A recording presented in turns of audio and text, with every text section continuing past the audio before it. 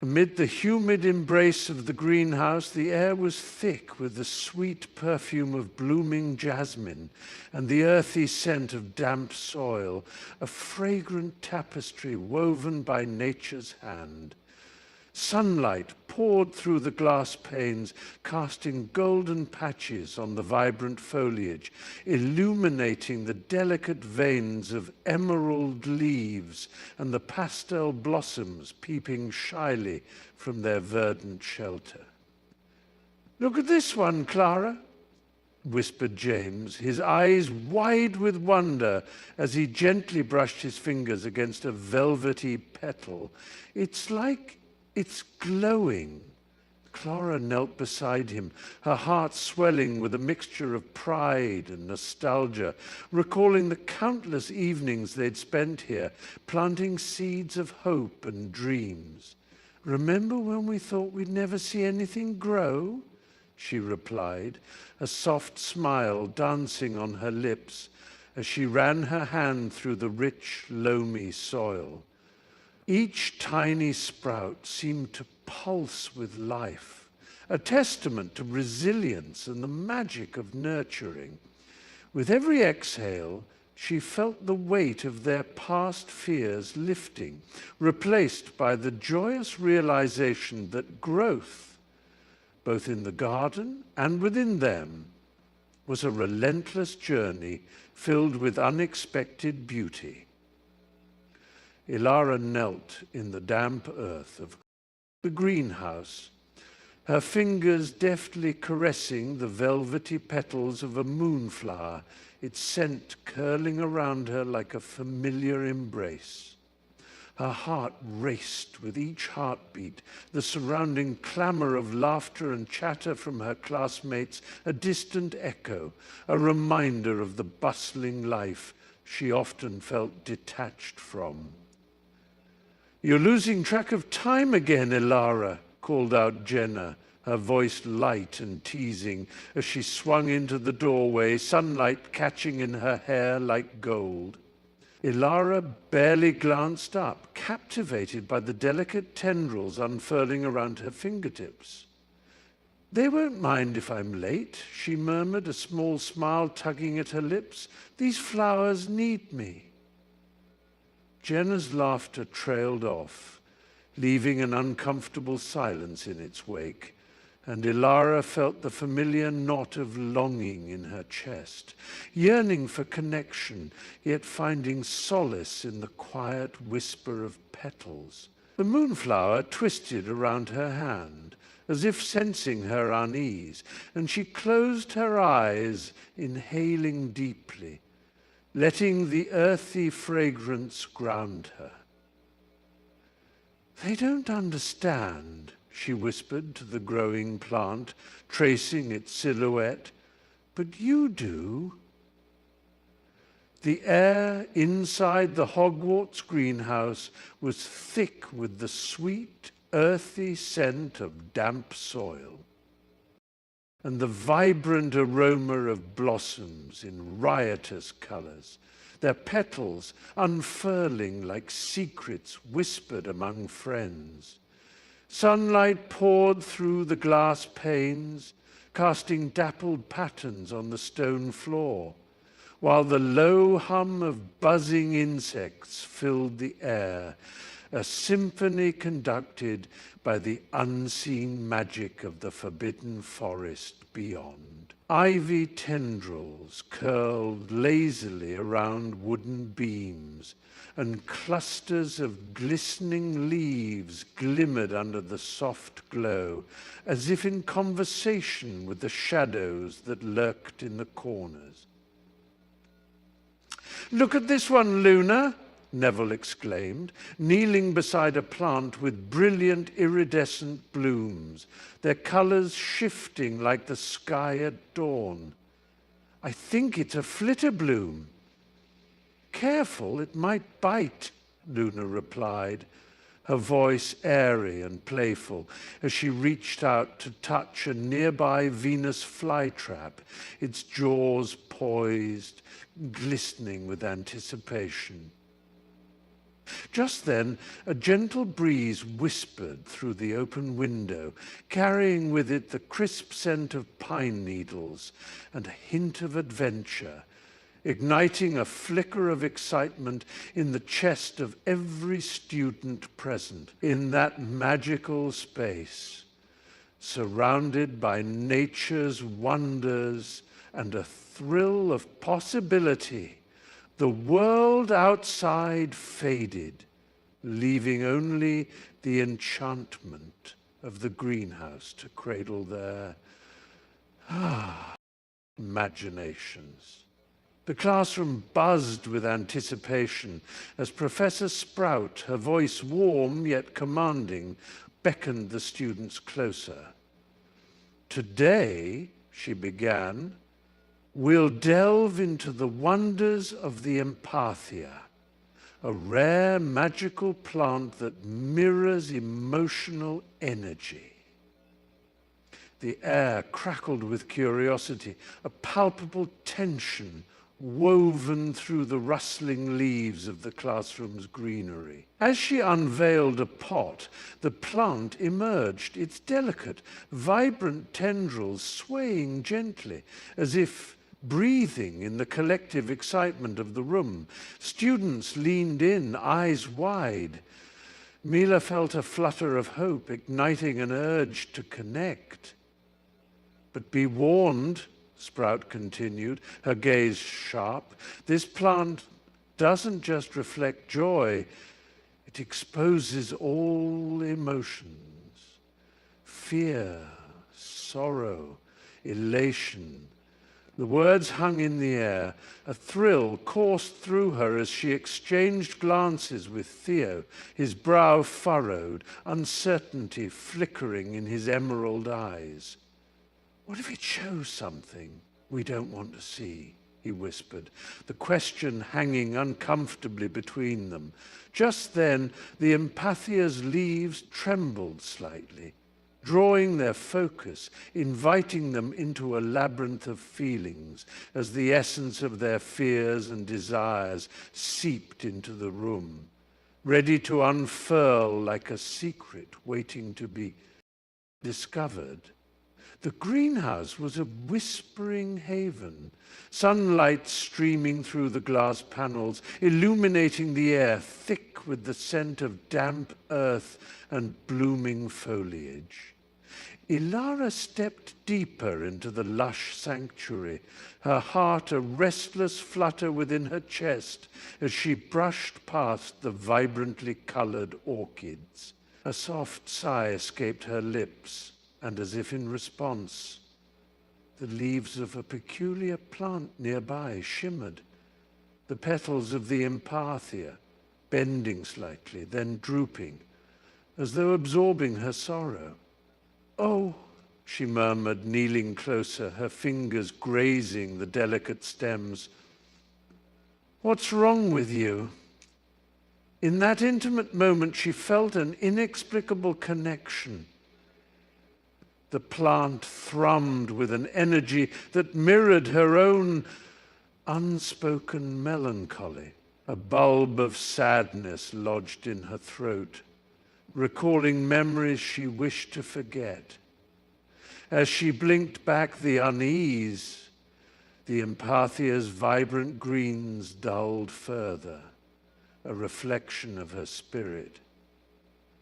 "I didn't mean to make you sad," she whispered, a tinge of guilt prickling at her.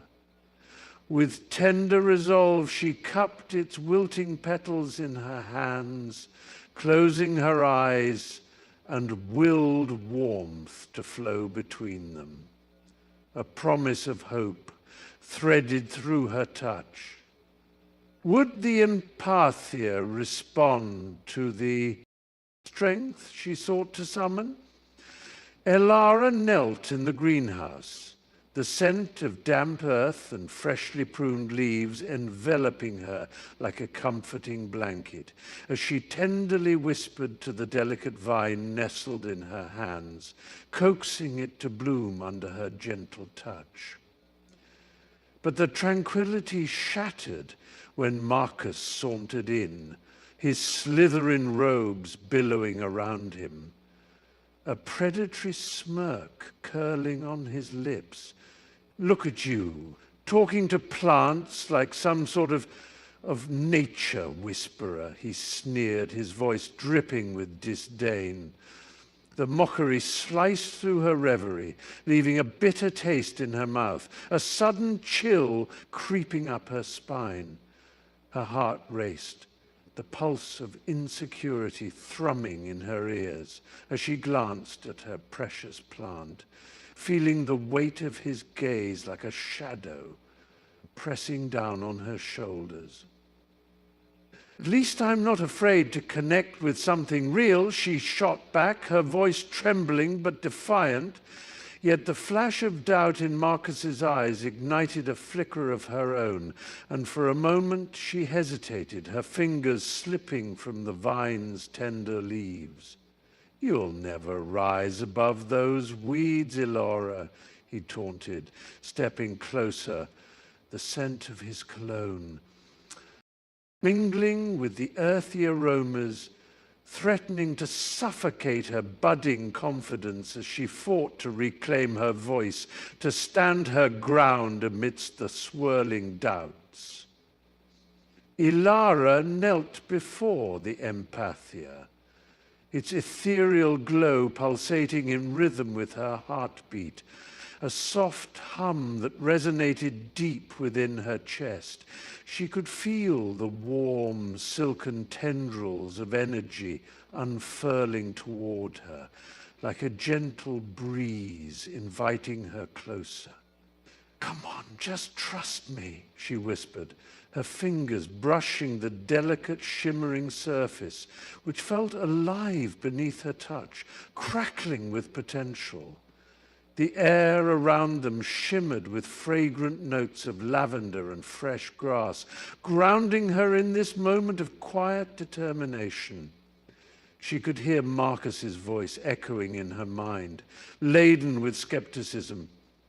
You can't change what it is. Yet, as she leaned in, pouring her heart into the unyielding gaze of the empathia, a profound connection began to unfurl, a silent dialogue steeped in hope. I see you, she murmured, her breath mingling with the air, and I believe in you. With each soft syllable, a tiny flicker of light ignited within the creature, illuminating the shadows of doubt lurking in its depths. The world around them faded, leaving only the warmth of their burgeoning bond as Ilara embraced the challenge, convinced that nurturing could unveil the layers of a being hidden beneath doubt and fear. As Ilara whispered her fears and dreams, the air around her shimmered with an unspoken magic, the sunlight filtering through the leaves in dappled patterns that danced across the floor. The potted fern nestled on her windowsill trembled slightly, its fronds unfurling as if drawn by her words like a moth to a flame. You understand, don't you? She murmured, her voice tinged with a vulnerability that crackled in the warm air. The plant seemed to lean closer, its vibrant green leaves glistening as they caught the light, absorbing not just the sun's rays, but her very spirit. Ilara felt a curious bond forming, as if the fern responded to her emotions, each breath she took flooding the room with a palpable energy. It's just so hard sometimes, but I know I have to keep trying, she sighed. And at that moment, a delicate shiver ran through the plant, as if it was acknowledging her struggle, offering silent solace. The scent of rich, loamy soil filled her senses, grounding her, and She couldn't help but smile weakly, feeling less alone.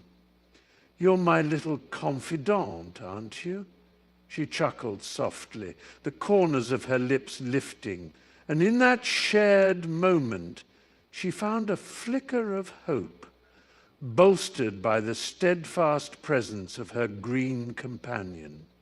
The soft rustle of leaves echoed in the stillness of Elara's dimly lit room, a sanctuary woven with shadows and vibrant green, where the air was thick with the earthy scent of damp soil. She knelt before her beloved plant, fingers tracing its jagged edges, feeling the cool, velvety texture beneath her fingertips, a silent companion that listened without judgment, unlike her friends who had begun to drift away, their laughter fading like the last rays of sunlight.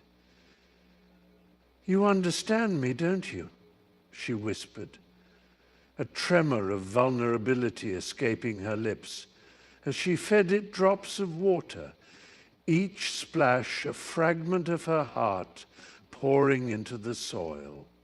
Outside, the world bustled, alive with chatter and movement, but here, enveloped in the suffocating embrace of solitude, she found comfort in the quiet rhythm of growth, the slow unfurling of new leaves, mirroring her own hidden desires.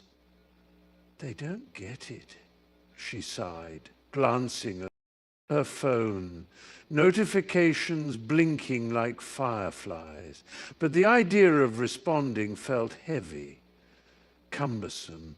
Instead, she leaned closer, inhaling the sweet, rich aroma of plant life, her heart swelling with a strange mix of love and loneliness, as if in this unspoken bond she had found a piece of herself that even the brightest friendships had failed to illuminate.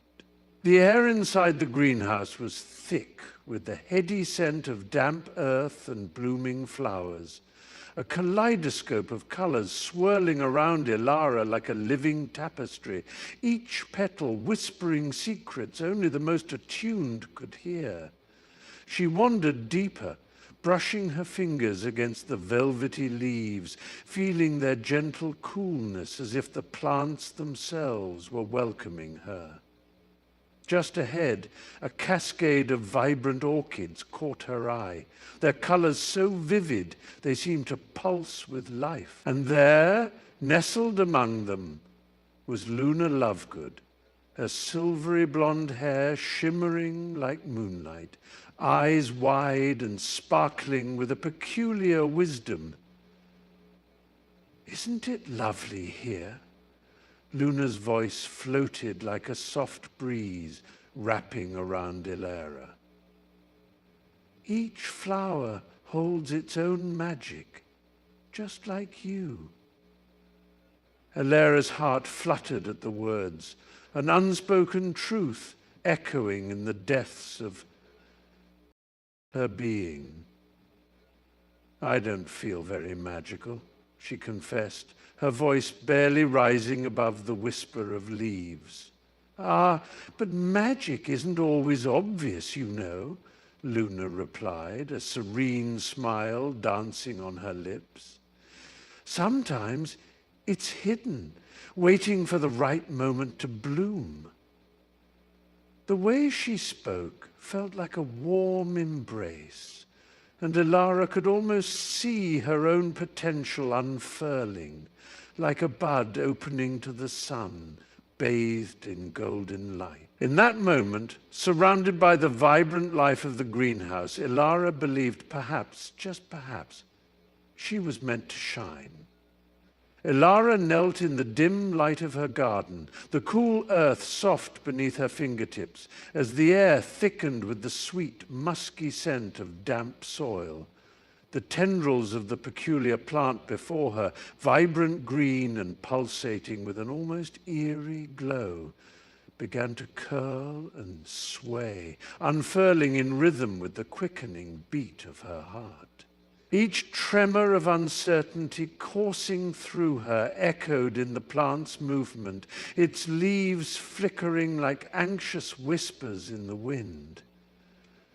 "What do you want from me?" she murmured, her voice barely breaking the silence, thick with dusk and trepidation. The plant's vibrant hue deepened in. Response: a reflection of her own turmoil, coaxing her to acknowledge the storm brewing within. Ilara inhaled sharply, her breath mingling with the earthy scent, as if the very essence of the plant beckoned her to face her fears, to unravel the tangled threads of doubt that ensnared her mind. The warmth of its life surged through her, urging her to confront the shadows lurking in her heart.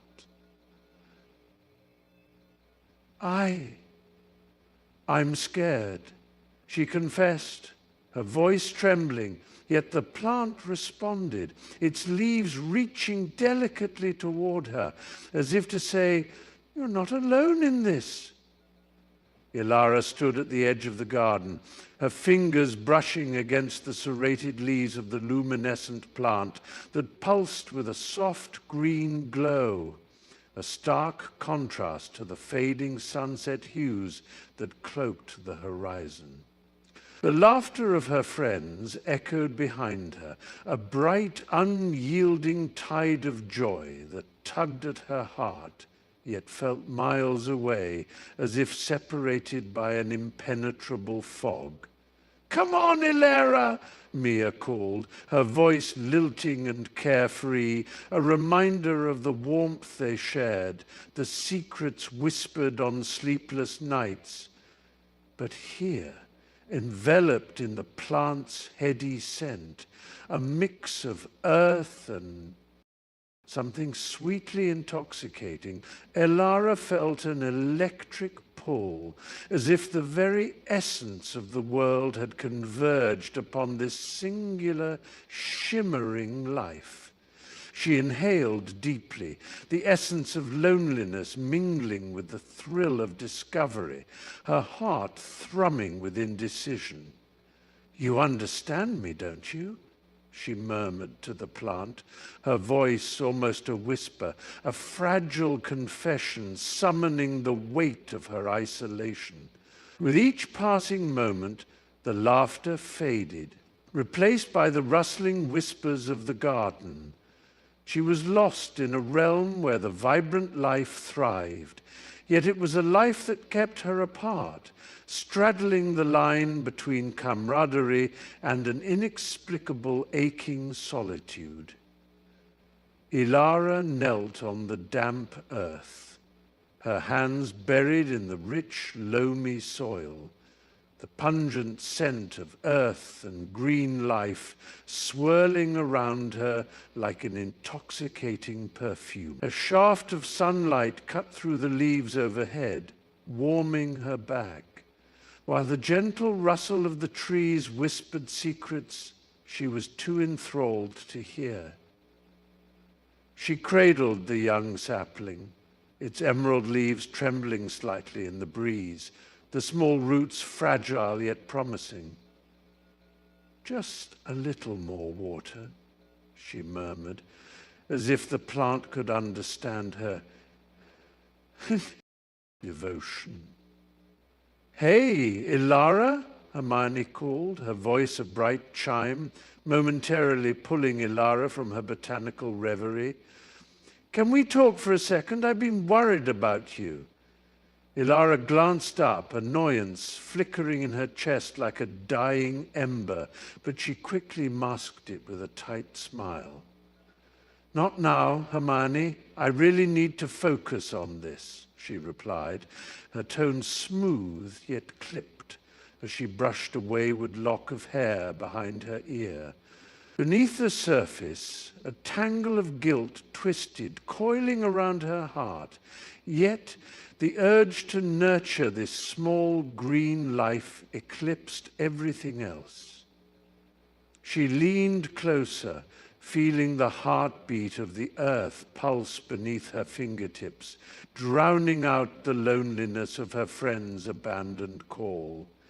As Elara knelt beside the lush empathia, its iridescent leaves shimmering like captured starlight, a sharp pang of loneliness nestled in her chest, like a thorn hidden among the blooms. The air, rich with the scent of damp earth and sweet jasmine, wrapped around her like a comforting embrace.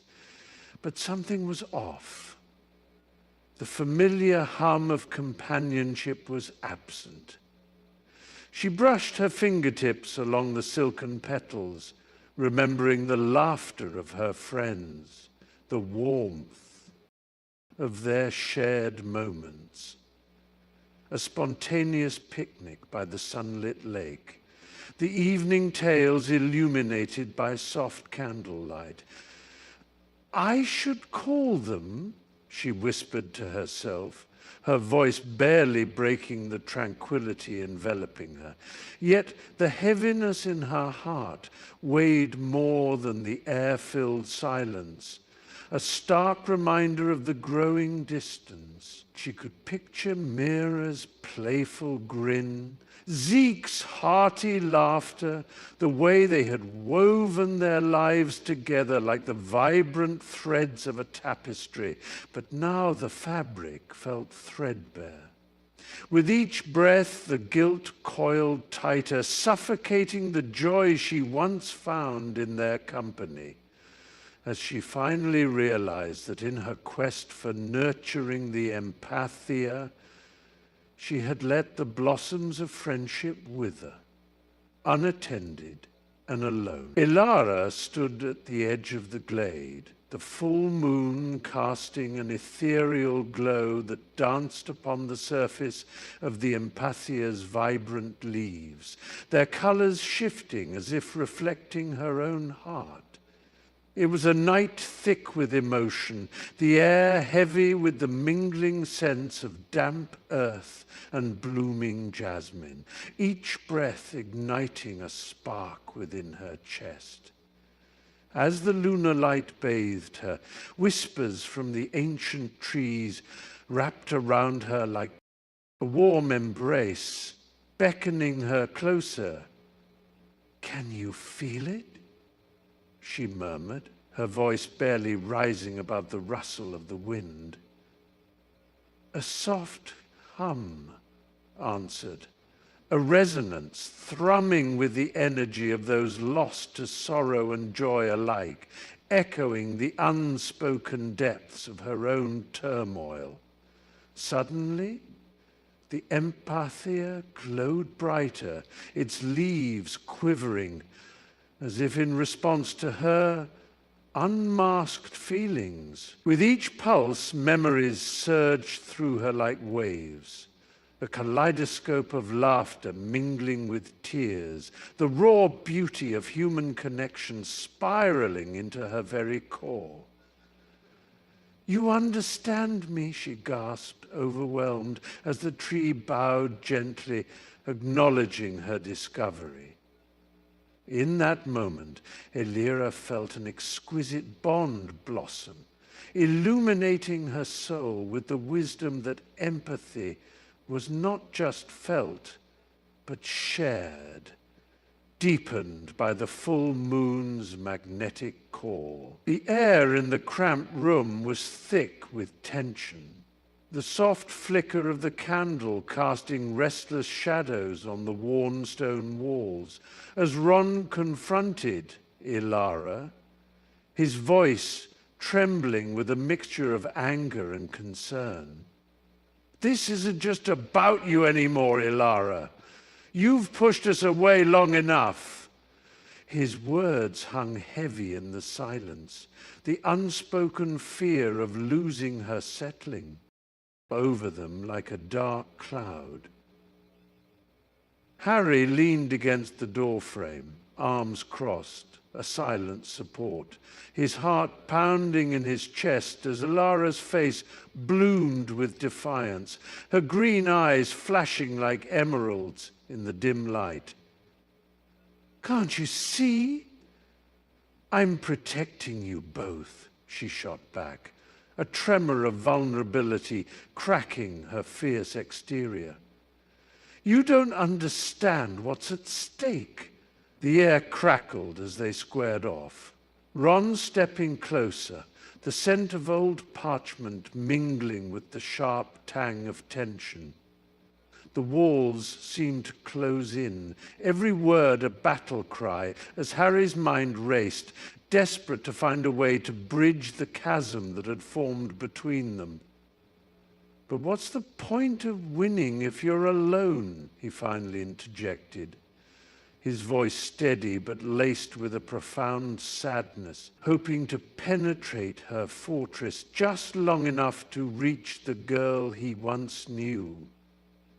Elara's voice trembled with frustration, sharp and biting, as she confronted the injustice of the world around her. Why can't they just see the truth? The air crackled with her fury, a tempest swirling within her chest, and in that moment, the empathia, her once lush, radiant plant, began to shrivel, its vibrant leaves curling inward, losing their emerald sheen. A wave of disbelief washed over her, as if the room itself held its breath, and she stepped closer, the faint scent of damp earth mingling with the bitter tang of her unease. "No, no, please," she whispered, panic rising in her throat, fingers trembling as she reached out. Its once gleaming petals now drooped like the weight of unspoken sorrow, each soft curve a mirror to her inner turmoil. "I didn't mean to hurt you," she murmured, voice breaking, the truth crashing over her like a wave. In a heartbeat, the connection flared, her anger echoed in the trembling leaves, and she felt the empathia's distress, an echo of her own turbulent emotions. "I'm sorry," she sighed, feeling the warmth of her regret, as the plant's vitality flickered, begging for the light she had snuffed out with her own tempest. Elara paced the mossy stone floor of the greenhouse, the scent of damp earth and verdant growth enveloping her like a warm embrace. Sunlight filtered through the glass panes, casting playful shadows on the vibrant array of plants that thrived in their sanctuary. "Professor Sprout," she began, her voice a flutter of uncertainty. I'm struggling to find balance. I love my friends, but my carnivorous plant needs so much care." The professor, her face a canvas of kindness and wisdom, looked up from a tangle of vines she was gently pruning. "Ah, dear Elara," she said, her voice as soothing as the gentle hum of bees at work. "Sometimes nurturing the things we love requires us to share our time wisely. Just as a plant reaches for the sun, you must reach out to your friends." Elara felt a weight lift slightly, a glimmer of hope igniting in her chest. The bright green tendrils of Eldra seemed to sway at her side, as if sensing the shift in her spirit. "But what if they think I care more for Eldra than for them?" she asked, her brow furrowed. Professor Sprout chuckled softly. "True friends will understand that you're blossoming in more ways than one." Under the soft, dappled light that filtered through the trembling leaves overhead, Sprout knelt beside the fragile sapling, cradling its delicate stem with gnarled fingers. "Look closely," he murmured, his voice a rich, warm whisper that seemed to resonate with the very soil beneath them. The air around him carried the earthy scent of fresh rain mingling with the sweetness of blooming wildflowers, a fragrant backdrop to his words. To nurture is not merely to provide. It requires understanding, patience, and a touch of kindness. As he spoke, the cool breeze rustled the leaves, a gentle applause for the wisdom he shared. The sapling, with its tender green leaves quivering in the wind, seemed to lean towards him, as if drinking in his compassion. Just like this plant, we must listen, we must feel, he continued, his eyes glimmering with an unspoken truth. Every crack in the soil, every droop of a leaf tells a story, he added, looking up to meet the curious gaze of his young companion, who knelt beside him, enraptured. The connection between them deepened, a silent acknowledgement of their shared journey. Each of them, like that fragile sapling, yearning to grow, to thrive, and to flourish in a world that often felt too harsh. Ilara stood in the sun-dappled clearing, the warm breeze tussling her hair as she watched Hermione, Ron, and Harry approach, their laughter echoing like old times, a balm for her aching heart. The empathia, a delicate flower with petals shimmering like iridescent silk, swayed gently in the dappled sunlight, as if responding to their presence. You know, Hermione said, kneeling beside the flower, it thrives on connection, just like us. Ron, with a lopsided grin, plucked a few weeds nearby, his hands deft and surprisingly gentle. I'd say it's a bit like our friendship, needs tending to or it fades. Ilara felt a rush of warmth at their words, the tension in her chest loosening as Harry crouched down, examining the roots with the curiosity of a child. Look, it's reaching for the light, he remarked, pointing, his eyes sparkling with a hint of mischief. The air around them buzzed with unspoken apologies and hope, the scent of earth and blossoms mingling with the laughter that flowed freely as they worked side by side, each pull of a weed and gentle caress of a petal, pulling the frayed threads of their bond closer together, mending what had once felt irreparably broken. The afternoon sun poured through the window, casting a warm glow over the small kitchen table, now cluttered with soil-stained pots and vibrant green leaves. Laughter bubbled as Mia cradled the delicate fern, whispering, "It's okay, little one. We'll take care of you." A sharp scent of earth mingled with the sweetness of freshly cut flowers, drawing their focus to the fragile plant that had somehow become the heart of their friendship. Jake, kneeling beside her, wiped his brow, his usually carefree demeanor tinged with worry. "I just don't want it to die. You know, it reminds me of us." His gaze flickered to the wilted leaves, a reflection of his own insecurities about their tight-knit group. Sophie, ever the optimist, chimed in, her voice melodic. "Remember when we all had that terrible chemistry project? We almost blew up the lab. But we figured it out together."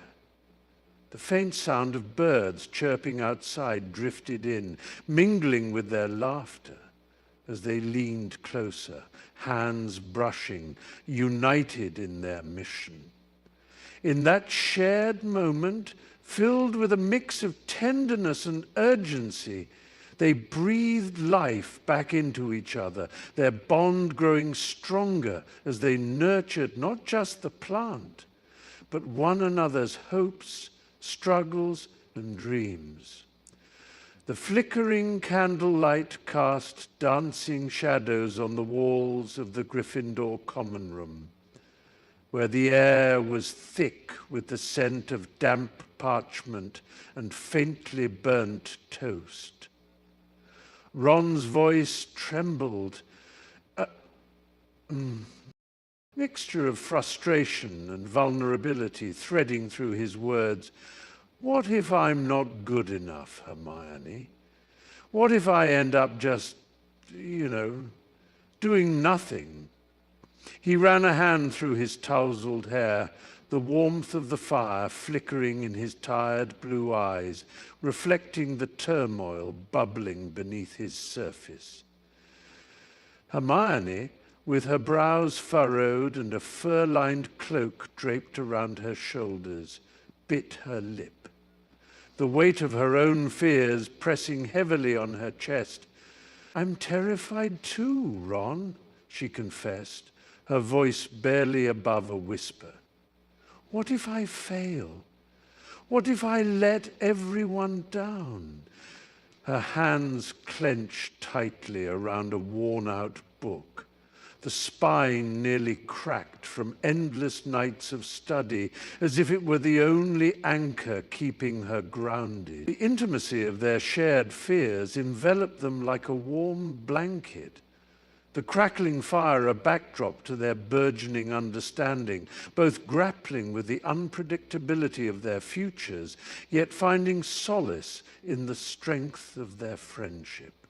Together, in that moment, they acknowledged the shadows within, illuminating a flicker of hope that perhaps they could face whatever lay ahead together. In the heart of the greenhouse, the empathia pulsed with life, its vibrant colors shifting like a painter's palette, each hue a testament to the gardener's unspoken feelings. A deep sapphire flickered gently, brightening to a warm amber as Lena's laughter echoed through the glass walls, mingling with the rich scent of damp earth and blooming jasmine. She knelt before the plant, her fingers brushing against its velvety leaves, and it quivered in response, sending tendrils of iridescence spiraling upward, illuminating the air with an otherworldly glow. "You feel that, don't you?" she whispered, her voice a tender caress, and the empathia rippled, a rainbow of emotion cascading through its petals, as if it yearned to share her joy. The air was thick with the sweet perfume of nostalgia, each color unveiling fragments of cherished memories of sun-drenched afternoons spent in gentle silence. "Oh, I miss those days," Elara murmured, a flicker of bittersweet longing threading through her tone, and the plant sensed it. A deep, resonant violet blooming forth, wrapping around her like a comforting embrace. Here, in this sanctuary of light and life, every heartbeat, every sigh was woven into an ethereal tapestry, binding them in a dance of shared existence. Elara knelt in the rich, loamy soil of her garden, fingers caressing the delicate leaves of the sapling she had nurtured for months, the sun casting a warm glow upon her back. The air was thick with the scent of damp earth and blooming jasmine, and every breath filled her with anticipation as she whispered softly to the plant, You're stronger than you know, just like us. The vibrant green of its leaves seemed to shimmer in agreement, a promise of resilience. Nearby, the laughter of her friends floated through the air, a chorus of joy that mingled with the gentle rustle of leaves. Mia was recounting a misadventure at the market, her voice bubbling with excitement. Ilara looked up, their camaraderie wrapping around her like a comforting blanket, a reminder that growth was not just about the soil, but about the bonds they cultivated together. Ilara, come join us, Amira called, her eyes sparkling with mischief. A surge of warmth enveloped Ilara as she stood, the realization sinking deep into her heart. Every day spent in the garden was not just about the plants, but about the friendships that took root alongside them. Just a moment, she called back, her smile radiant as she gently patted the soil around the sapling, feeling the empowering pulse of life tether her to both nature and her cherished friends. The sun hung low in the sky, casting a golden hue over the bustling workshop, where Ilara's project, a delicate tapestry woven with threads of ambition and creativity, blossomed under her careful hands. Marcus, leaning against the doorframe, watched her with simmering rage, each smile she shared with her team like a dagger twisting in his gut. She thinks she can outshine me, he muttered, clenched fists trembling at his sides, a flicker of a cruel smile playing on his lips. He traced the outlines of the tools on the nearby shelf, imagining the chaos he could unleash, the threads of her dreams unraveling at his touch. The scent of freshly cut fabric mingled with the earthy aroma of wood shavings, the air thick with the electric buzz of inspiration. It was intoxicating to Ilara, but for Marcus, it was a noose tightening around his neck. "What's the matter, Marcus?" a voice called, but he barely registered it, his mind racing with schemes. "You look like you've swallowed a sour lemon," as laughter bubbled within the workshop. He fixated on the half-finished project, an intricate piece that would define Ilara's legacy, and with a heart colder than the shadows creeping across the floor, he envisioned how to bring it all crashing down.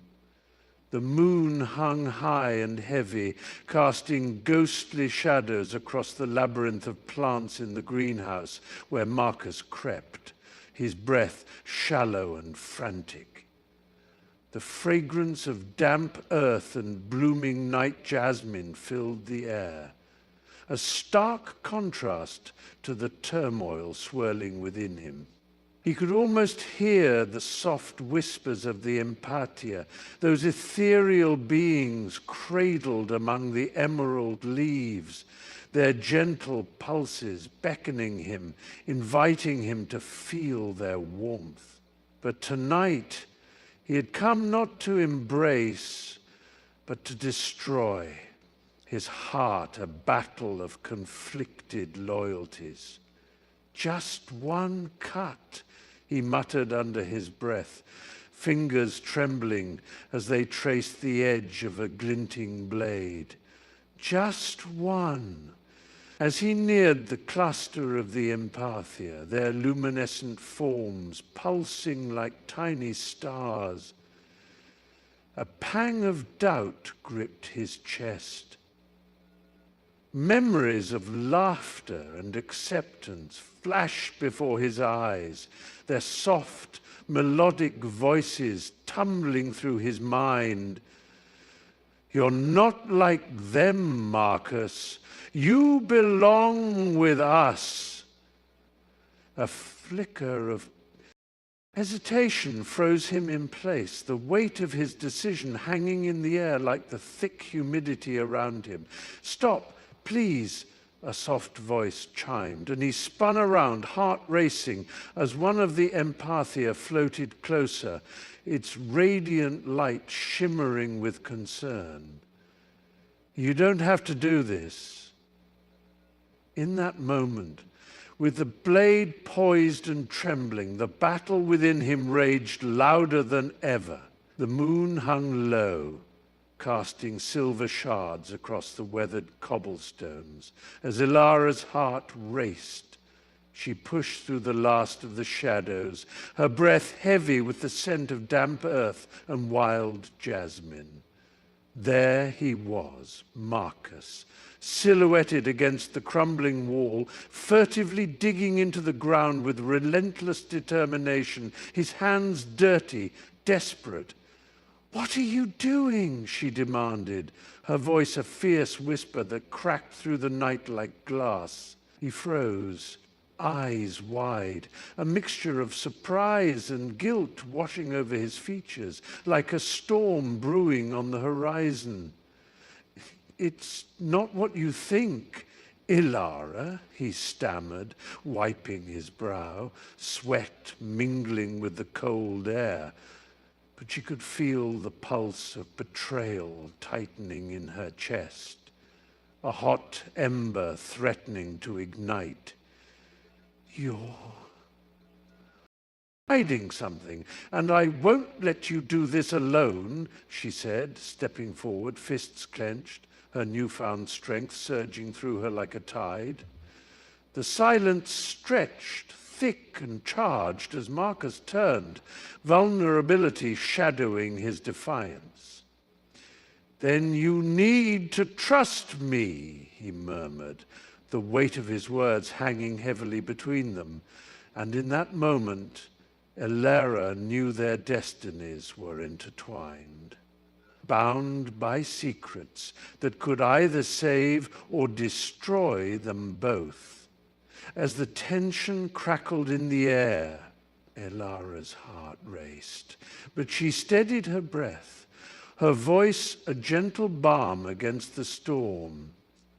"Marcus," she began, the warmth of her tone slicing through the sharp edges of his anger. "What if we paused for a moment? Just think about how we're affecting each other." The rays of the setting sun streamed through the window, casting a golden halo around her, illuminating the sincerity etched on her face. Marcus, fists clenched and jaw tight, blinked in surprise, caught off guard by her calm amidst the chaos he had stirred. "What do you mean? It's not that simple," he shot back, his voice cracking, revealing the vulnerability beneath his bravado. Ilara stepped closer, her eyes softening as she continued. "I know it feels like a battle, but what if we tried to understand instead? I see you're hurting and that makes you lash out, but I promise I'm here to listen." The air thickened with unspoken emotions, and for a fleeting moment the walls of resentment crumbled, replaced by a fragile hope. He hesitated, glancing away, as if the weight of her words reached into the depths of his stubborn heart, igniting a flicker of understanding that had long been extinguished. "You really think that could change anything?" he murmured, his defenses wavering. The soft glow from the overhead lamp cast a warm hue across the cluttered room, illuminating the dust motes dancing in the still air. Marcus sat on the edge of his battered couch, hands trembling slightly as he picked at the frayed hem of his jeans. He began, his voice barely a whisper, thick with unshed tears. "I don't remember the last time I felt normal." Ilara's heart ached, the weight of his words pressing against her chest like a stone. She could see the shadows under his eyes, the way his shoulders slumped, as though he were carrying an invisible burden. The faint smell of cigarette smoke lingered, mixing with the bitter scent of unwashed laundry, wrapping around them like a fog of unspoken fears. Sometimes, he continued, his gaze distant, I feel like I'm just fading away, you know?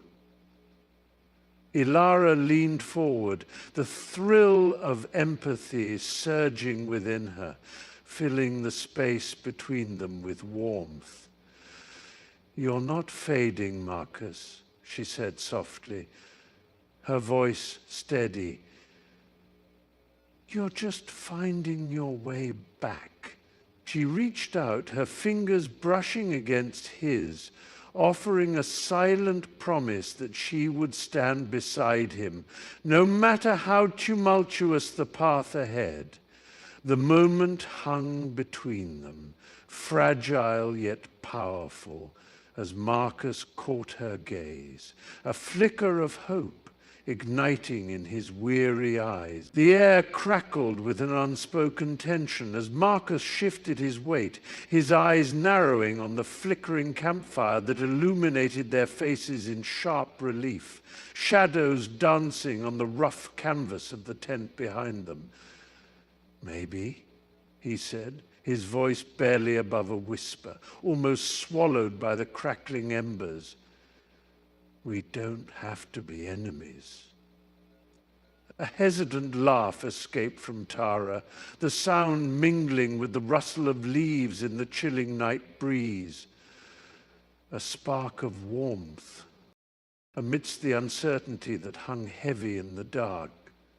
She glanced at him, searching for sincerity, the way the firelight revealed the lines etched on his brow, the vulnerability beneath his bravado. You mean that? She asked, her heart racing, the sweet scent of pine mingling with the smoky air, grounding her in the moment. Marcus met her gaze, a flicker of something softer in his steely demeanor, as if the weight of their past animosity was lifting with each word unspoken. I think we could be more than this, he murmured, extending a hand, palm up, a silent invitation, an olive branch wrapped in hope. The air shifted, electric with the promise of new beginnings, as Tara's fingers brushed against his, an unexpected warmth radiating from the contact, binding their fates with a fragile but undeniable thread of possibility. The air buzzed with the scent of fresh basil and the earthy perfume of potting soil as Ilara and her friends huddled around a cluttered wooden table, their hands a flurry of sketches and notes. What if we create a living mural? Ilara suggested, her green eyes sparkling with excitement as she envisioned vibrant leaves intertwining with colorful flowers, each representing a unique emotion. We could use the empathia plants to illustrate how feelings shape our world. Milo, his brow furrowed in concentration, twirled a pencil between his fingers. But how do we make them talk? They need to show their stories, not just sit there.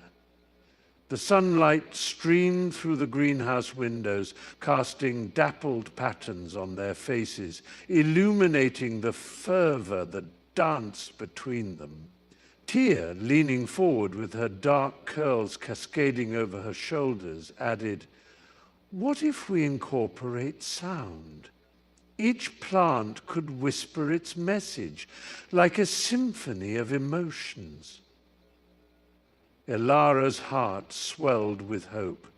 Together they were crafting not only a presentation, but a tapestry of connection, where every leaf and petal could share its truth, making the world a little brighter, a little more understood. "Let's gather all the plants we can and start experimenting," she exclaimed, her voice rising above the soft rustle of leaves, inspiring determination that pulsed through the room. The scent of damp earth and vibrant foliage wrapped around them like a warm embrace as Clara held her breath, her fingers brushing against the velvety surface of the bioluminescent petals. "Look how it glows when you touch it," she whispered, a mixture of awe and gratitude spilling from her voice, her eyes wide with wonder. Under the soft glow of lanterns, scattered across their makeshift workspace, the kaleidoscope of colors danced in rhythm with their heartbeat, illuminating their emotional journeys, each struggle, each triumph woven intricately into the fabric of their collective effort. Jack stepped back, his brow furrowed in concentration, the crisp rustle of paper echoing in the stillness as he pinned a photograph of the first time they had discovered the plant, laughter bubbling around them like effervescent champagne. "This moment," he said, eyes sparkling, "this is where the magic began." The group gathered close, their shoulders brushing, a quiet solidarity forming as they arranged the vibrant documents, each one a testament to their resilience, their fears laid bare amidst the delicate foliage. The air vibrated with anticipation, their hearts tethered to the display. A celebration not just of the plant's extraordinary abilities, but of how it had intertwined their lives, transforming them in unforeseen ways. The sun hung low in the sky, casting a warm golden hue over the small garden, where the scent of damp earth mingled with the sweet perfume of blooming jasmine. Amira knelt beside her favorite plant, a vibrant monstera, whose leaves unfurled like hands reaching for the sky, while her fingers gently brushed against the coarse soil, feeling the pulse of life beneath. "You know Leo," she murmured, glancing over at her friend, who leaned against the weathered fence, arms crossed and a soft smile playing on his lips. "It's like nurturing you. Helps me remember how important it is to nurture the people in my life, too." Leo chuckled, the sound rich and buoyant, echoing in the crisp evening air. "Yeah, like that time you forgot my birthday," he teased, his eyes sparkling with mischief. "I thought I was just a weed in your garden." Amira laughed, her heart swelling as she met his gaze. "No weeds here, just a bit of neglect. I promise to keep us both flourishing." Be that. She poured water into the dry pot, watching the soil absorb it eagerly, then reached out to squeeze Leo's shoulder, grounding herself in their friendship. In that moment, amidst the garden's whispers and their light-hearted banter, they both understood. Love, whether for a plant or a friend, required patience, presence, and the gentle art of cultivation.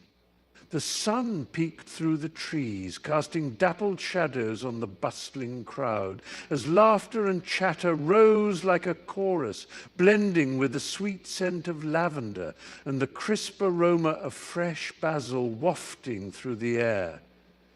Students darted from one booth to another, their eyes wide with wonder, fingers brushing against vibrant displays of bioluminescent fungi and shimmering dew-covered leaves. "Look at this one, Sarah!" a boy exclaimed, beaming as he held up a tiny glowing plant that pulsed gently in his hands.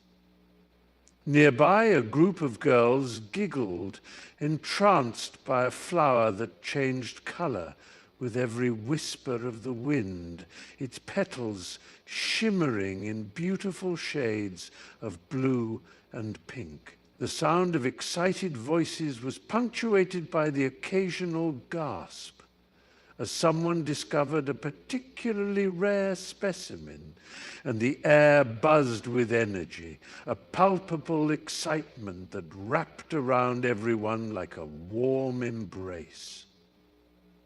"I can't believe we made this," Sarah called out, her voice tinged with pride as she showcased a delicate terrarium filled with miniature exotic plants.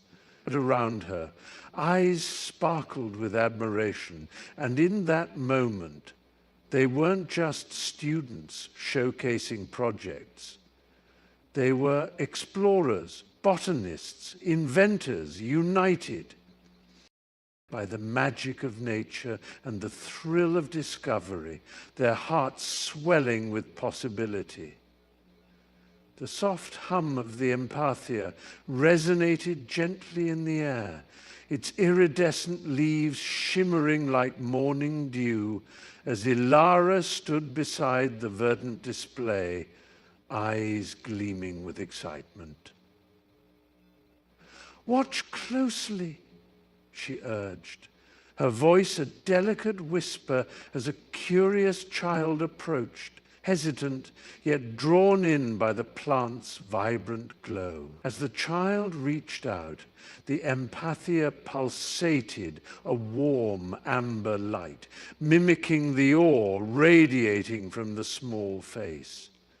Gasps of wonder rippled through the crowd, each visitor's mood woven into the plant's color spectrum. The deep blues of serenity, the fiery reds of joy, and the muted greens of introspection. "It's like it knows how I feel," a woman breathed, her fingers hovering just above the leaves, the air thick with a tapestry of emotion. Ilara nodded, her heart swelling with pride, for this was the culmination of countless hours spent nurturing the bond between human and flora. "It responds to empathy. It can sense your heart," she explained, her voice a melodic lull amidst the chatter, the empathia's delicate vibrations intertwining with the crowd's collective heartbeat. Each pulse a reminder of the connection they shared in this moment of pure, unfiltered emotion. Ilara stood in the dim light of her cluttered workshop, the scent of sawdust mingling with the sharp tang of paint, her heart pounding against the cage of her ribs, each beat a reminder of the weight of her ambition. The half-finished model loomed before her, an intricate lattice of wood and metal, yet in her mind it felt like a fragile house of cards, ready to collapse under the weight of doubt. "What if they don't see it?" she mumbled to herself, biting her lip, the taste of fear mingling with the bitterness of her coffee, now cold and forgotten on the workbench. The shadows danced around her, whispering the unrelenting questions that gnawed at her resolve. What if I can't convey the passion behind this? She closed her eyes, imagining the faces of her audience. Anticipation, curiosity, perhaps even skepticism. But all she could see was the flicker of uncertainty reflecting back at her. Just tell them, she whispered, trying to summon the courage that felt so elusive. Tell them why this matters. And yet, even as she spoke, her hands trembled, hovering above the model, as if poised to either create or destroy, and in that fragile moment, doubt wrapped around her like a heavy fog, dimming the light of her vision. The cool, dim light of the library settled around them like a soft cocoon, the scent of old parchment and ink mingling with the faintest hint of lavender from Hermione's wand, a charm she'd cast to ease the tension in the air.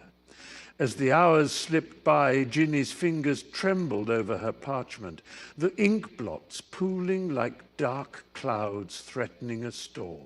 I can't do this, Hermione, she whispered, frustration and fear tightening her chest. Hermione's gaze was steady, piercing through the doubt, a gentle smile breaking the shadows clinging to Ginny's spirit. But you have, time and again. Remember the Quidditch final? The way you soared above everyone else? The words wrapped around Ginny like a warm blanket, igniting a flicker of warmth inside her, banishing the chill of despair. Despite the weight of her fears, she could almost hear the cheers, feel the exhilaration of flying, of being unbound and fearless. You've faced darker things, Ginny. Just look at how far you've come, Hermione urged, her voice a melodic reassurance.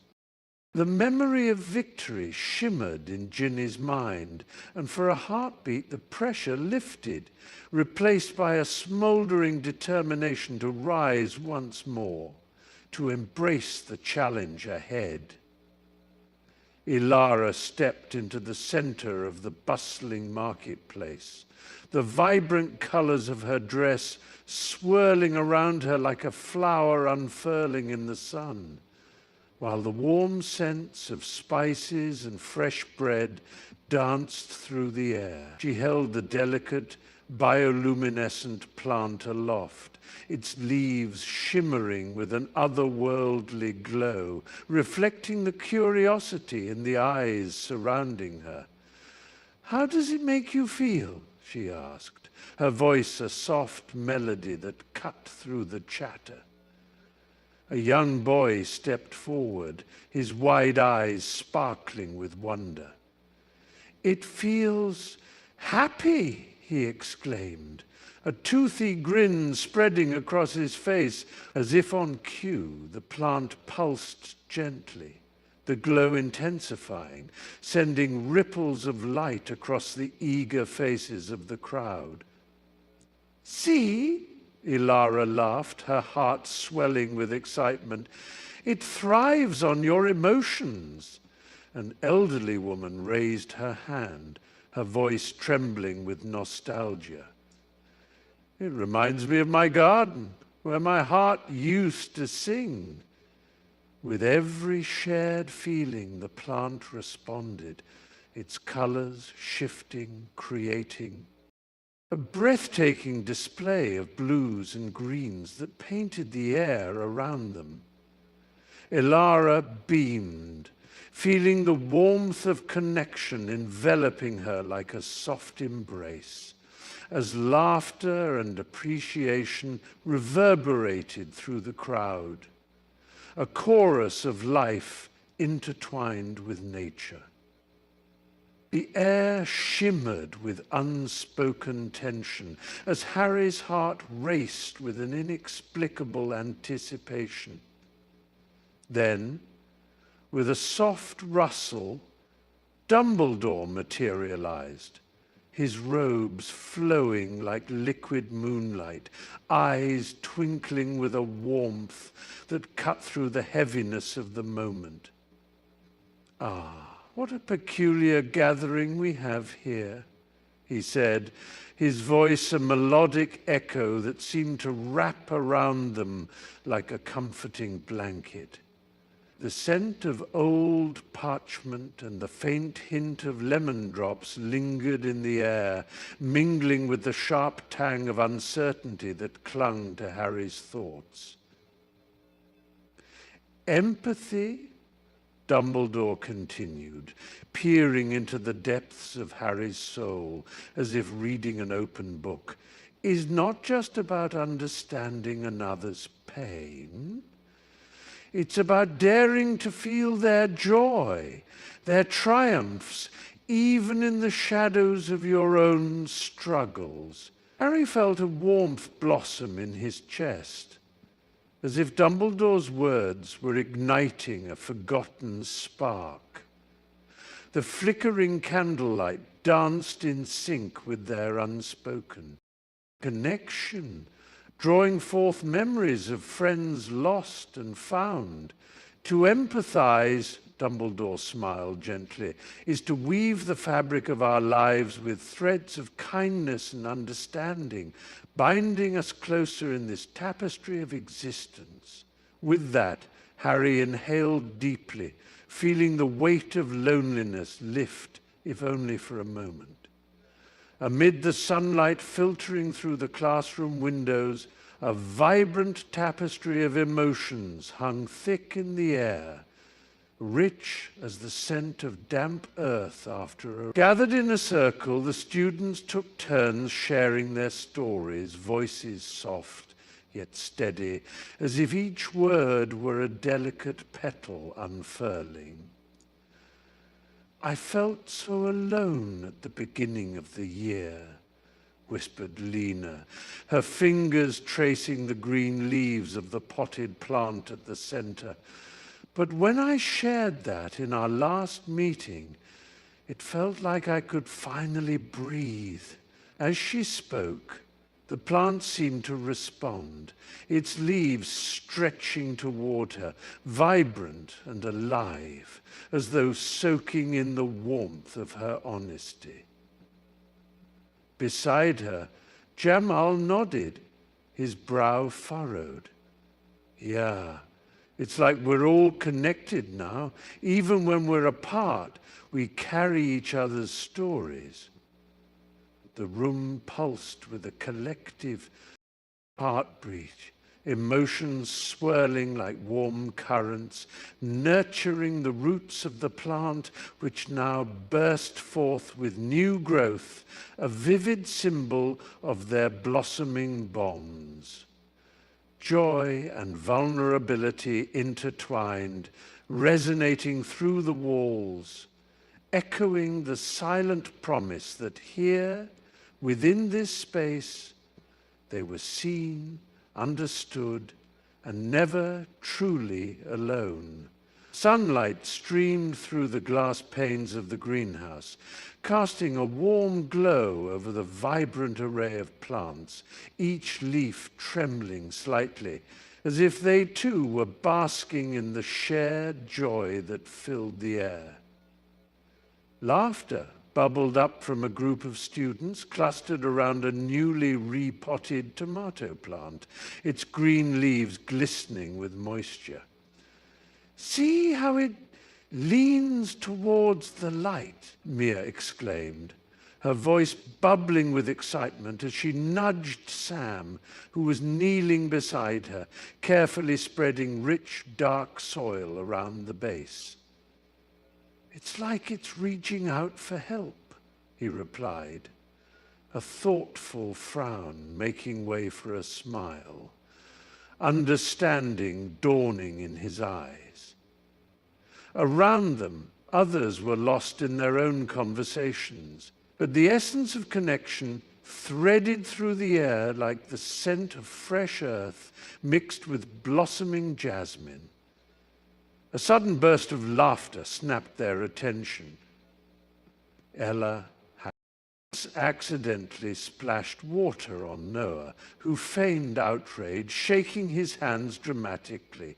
"You call this a celebration?"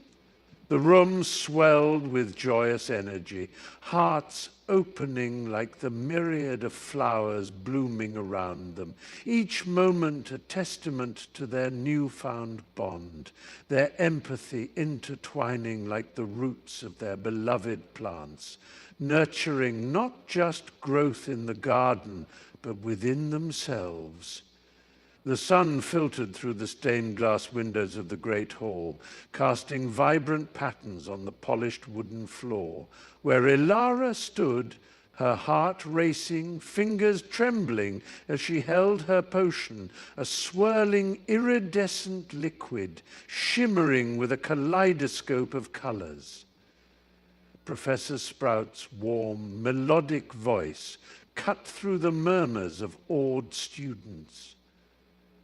Ilara, your innovative infusion of moonlit dew and enchanted marigold petals is extraordinary. The praise unfurled around her like golden ribbons, lifting the weight of her self-doubt. Dumbledore, with his twinkling eyes and commanding presence, nodded appreciatively, his silver beard swaying slightly as he added, "You have shown us that true magic often lies beyond the pages of dusty tomes." Her cheeks flushed with warmth, a bright bloom against the backdrop of the great halls. Grandeur, as the whispers of her peers grew louder, tinged with a mixture of admiration and envy. Ilara stole a glance at her friends, their beaming smiles igniting a spark of joy deep within her. The sweet scent of freshly baked pastries wafted through the air, mingling with the heady aroma of her potion, and in that moment she felt invincible, a sense of belonging washing over her like the gentle caress of a summer breeze. Ilara knelt in her small garden, the fragrant earth cool beneath her fingers as she cradled the vibrant leaves of the plant she had nurtured from a mere seedling. Sunlight filtered through the canopy of aged oaks above, casting dappled shadows that danced across her face, and she could almost hear the whispers of the wind echoing her thoughts. "You've grown so beautiful," she murmured softly, brushing a finger along the glossy green leaves, their vitality mirroring the resilience she had discovered within herself. Each droplet of dew glimmered like a tiny gem, reflecting her triumphs and tribulations, the late nights spent coaxing life from the soil, the moments of doubt when she feared she lacked the strength to see it through.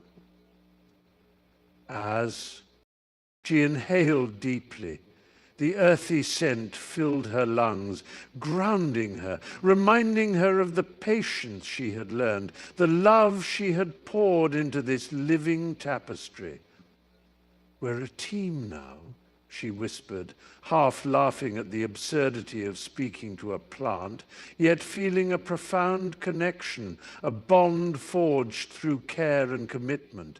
"You taught me that growth isn't just about what blooms, but how the roots dig down deep." In that moment, surrounded by nature's embrace, she understood her journey, like the plants, was a testament to resilience, to the beauty of becoming. Ilara stood at the edge of the bustling marketplace, her heart racing with the rhythm of life surrounding her, the vibrant colors of fruits and fabrics dazzling under the midday sun. The air was thick with the sweet scent of ripe peaches, mingling with the earthy aroma of fresh spices, a harmony that felt almost intoxicating. With each step, she could feel the weight of her past doubts slowly lifting, replaced by a surge of warmth that radiated from deep within her. A vendor, His voice, a melodic drawl, called out, "Fresh figs, sweet as summer's kiss." She met his gaze, her lips curling.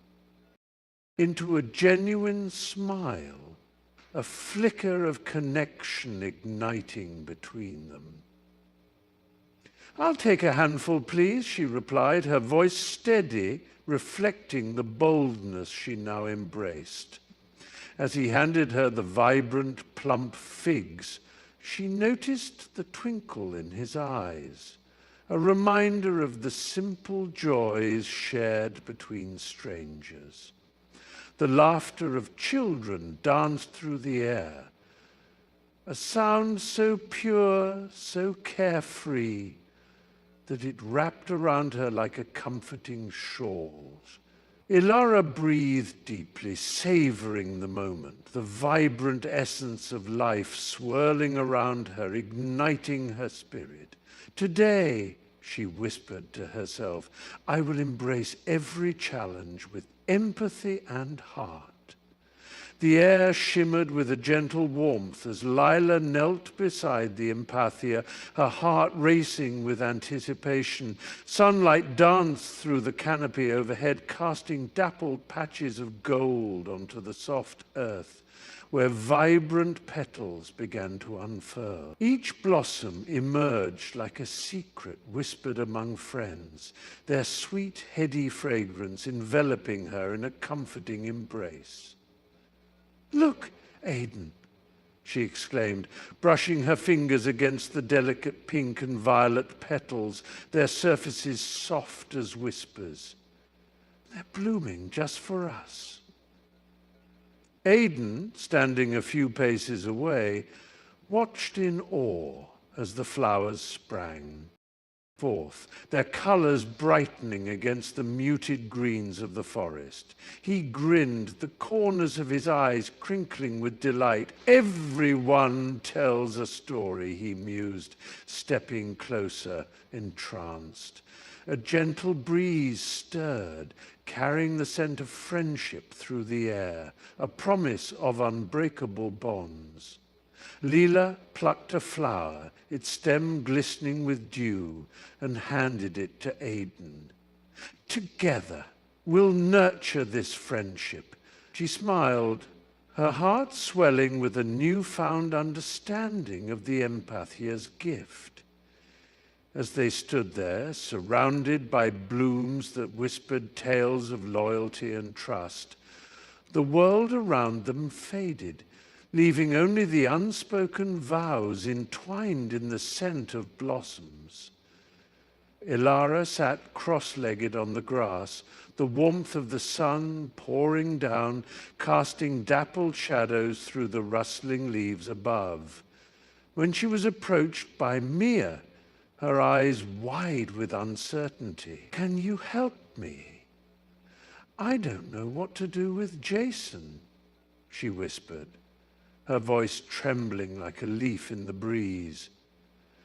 Elara felt a thrill of recognition, the familiar twinge of her own past struggles surfacing as she nodded, inviting Mia to sit beside her.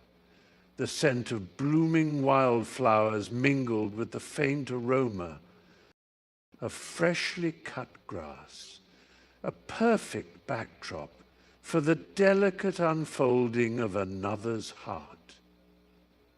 "What's going on?" Elara asked softly, her tone laced with the warmth of empathy.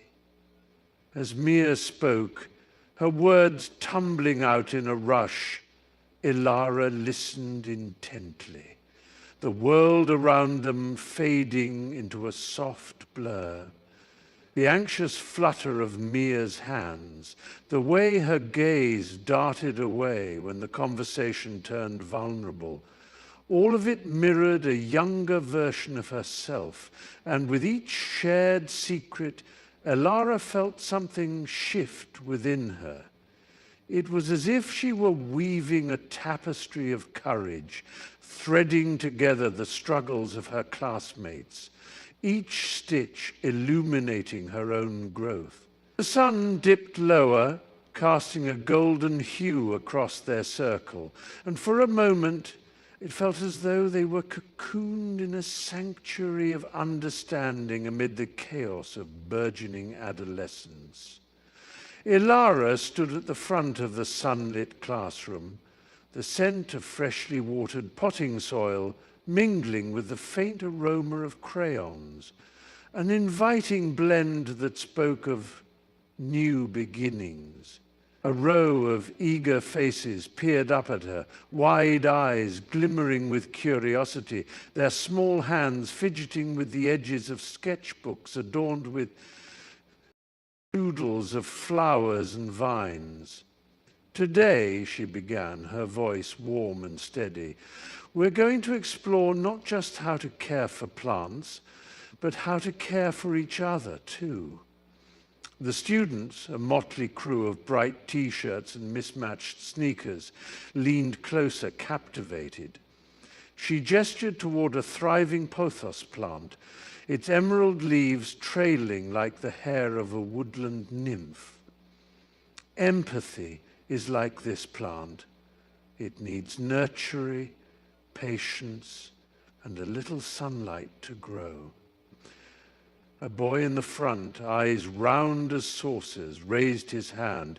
"Can empathy really help plants?" Ilara smiled, her heart swelling with affection for these blossoming minds.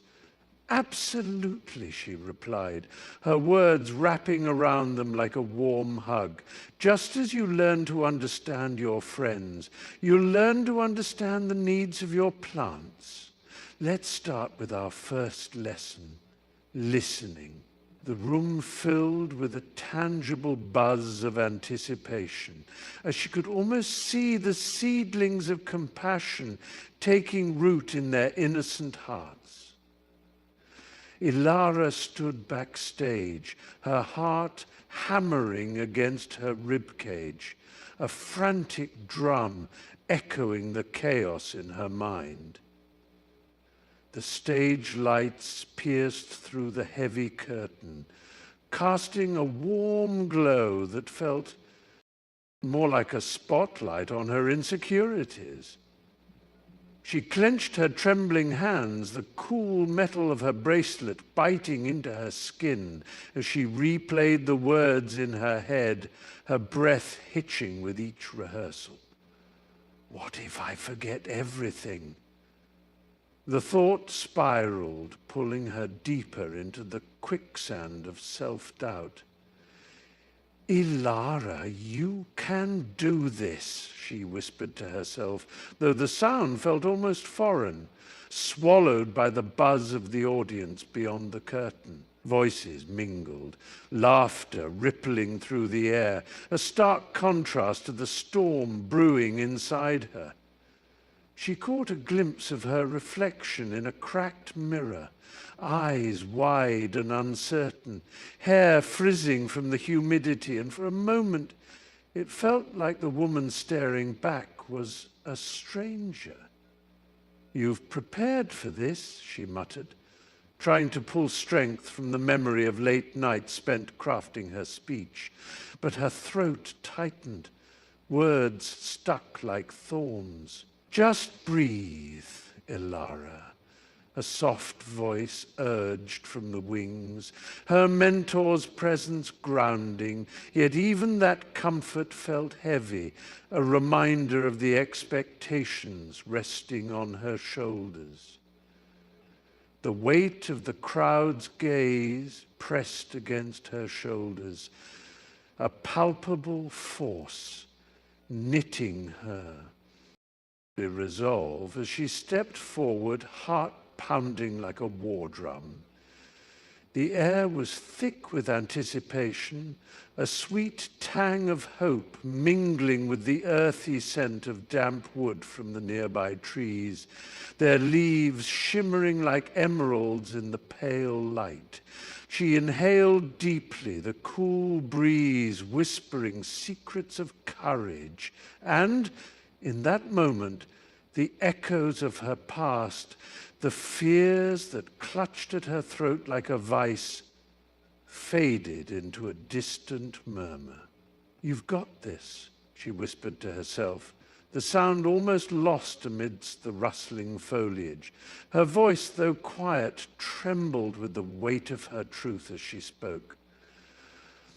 "I'm here to share my story, to show that we can rise from the shadows," she declared, each word surging from the depths of her being. Eyes widened in the audience, some glistened with unshed tears, and she felt a connection swell, raw and electric, binding her to those who craved the same bravery she was summoning. Embracing the vulnerability that saturated the moment, she let the warmth of the sun filter through the branches, illuminating her path forward, a beacon guiding her toward the unknown, yet vibrant future. Ilara laid out the vibrant array of colored papers and paints across the long wooden table, their edges curling slightly from the late afternoon sun streaming through the tall windows of the old barn.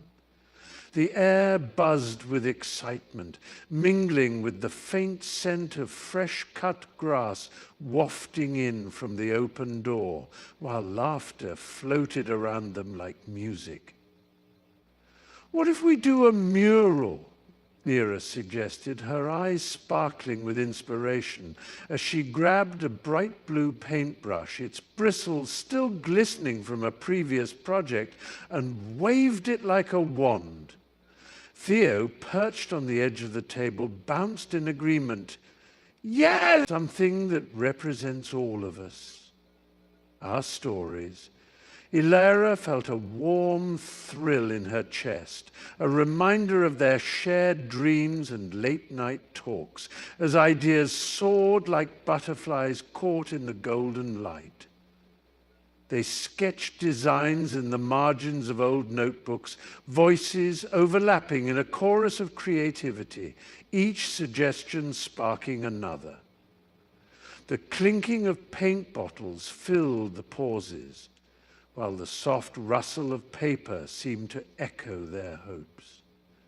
It was not just a workshop, it was a tapestry of friendship, woven together with laughter and the promise of something beautiful. "Let's make this unforgettable," Ilara declared, her heart swelling with joy as they dove deeper into their collaborative vision. Ilara stood just outside the greenhouse, her heart racing like a butterfly trapped against glass.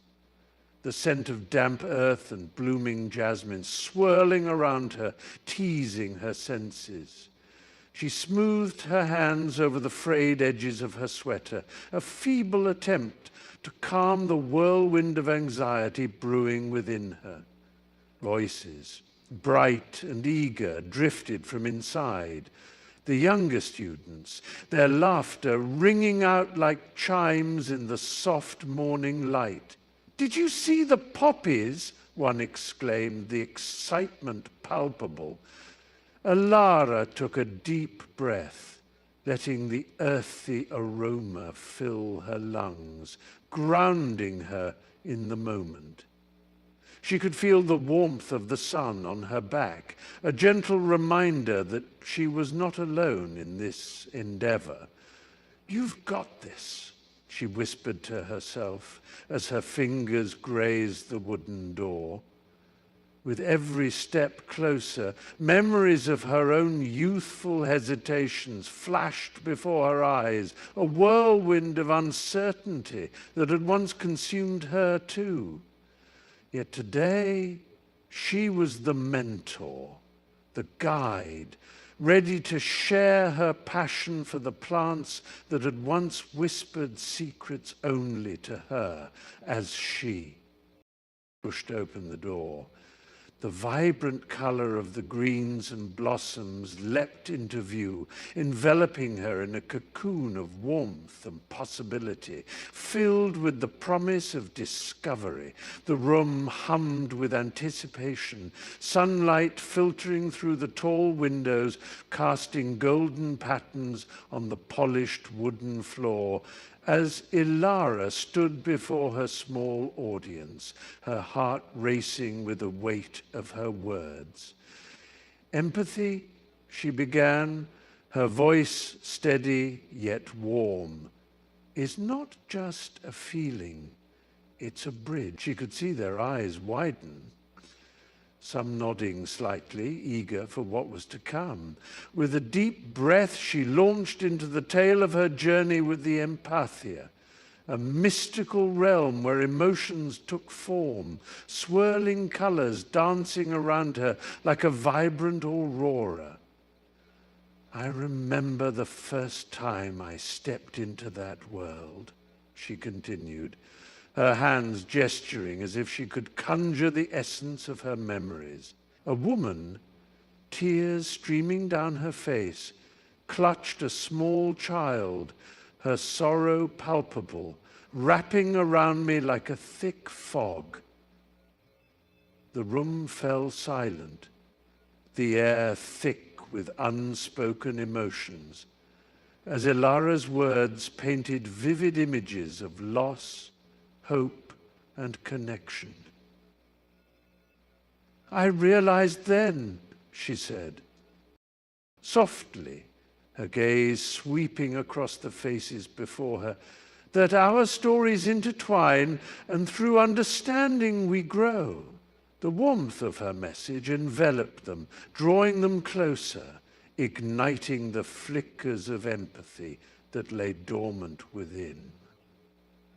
The room hummed with quiet anticipation, walls lined with posters that whispered encouragement, their vibrant colors a stark contrast to the heavy air, thick with vulnerability. A flickering light overhead cast shadows that danced nervously as Mia broke the silence, her voice trembling. I've always been scared of not being enough.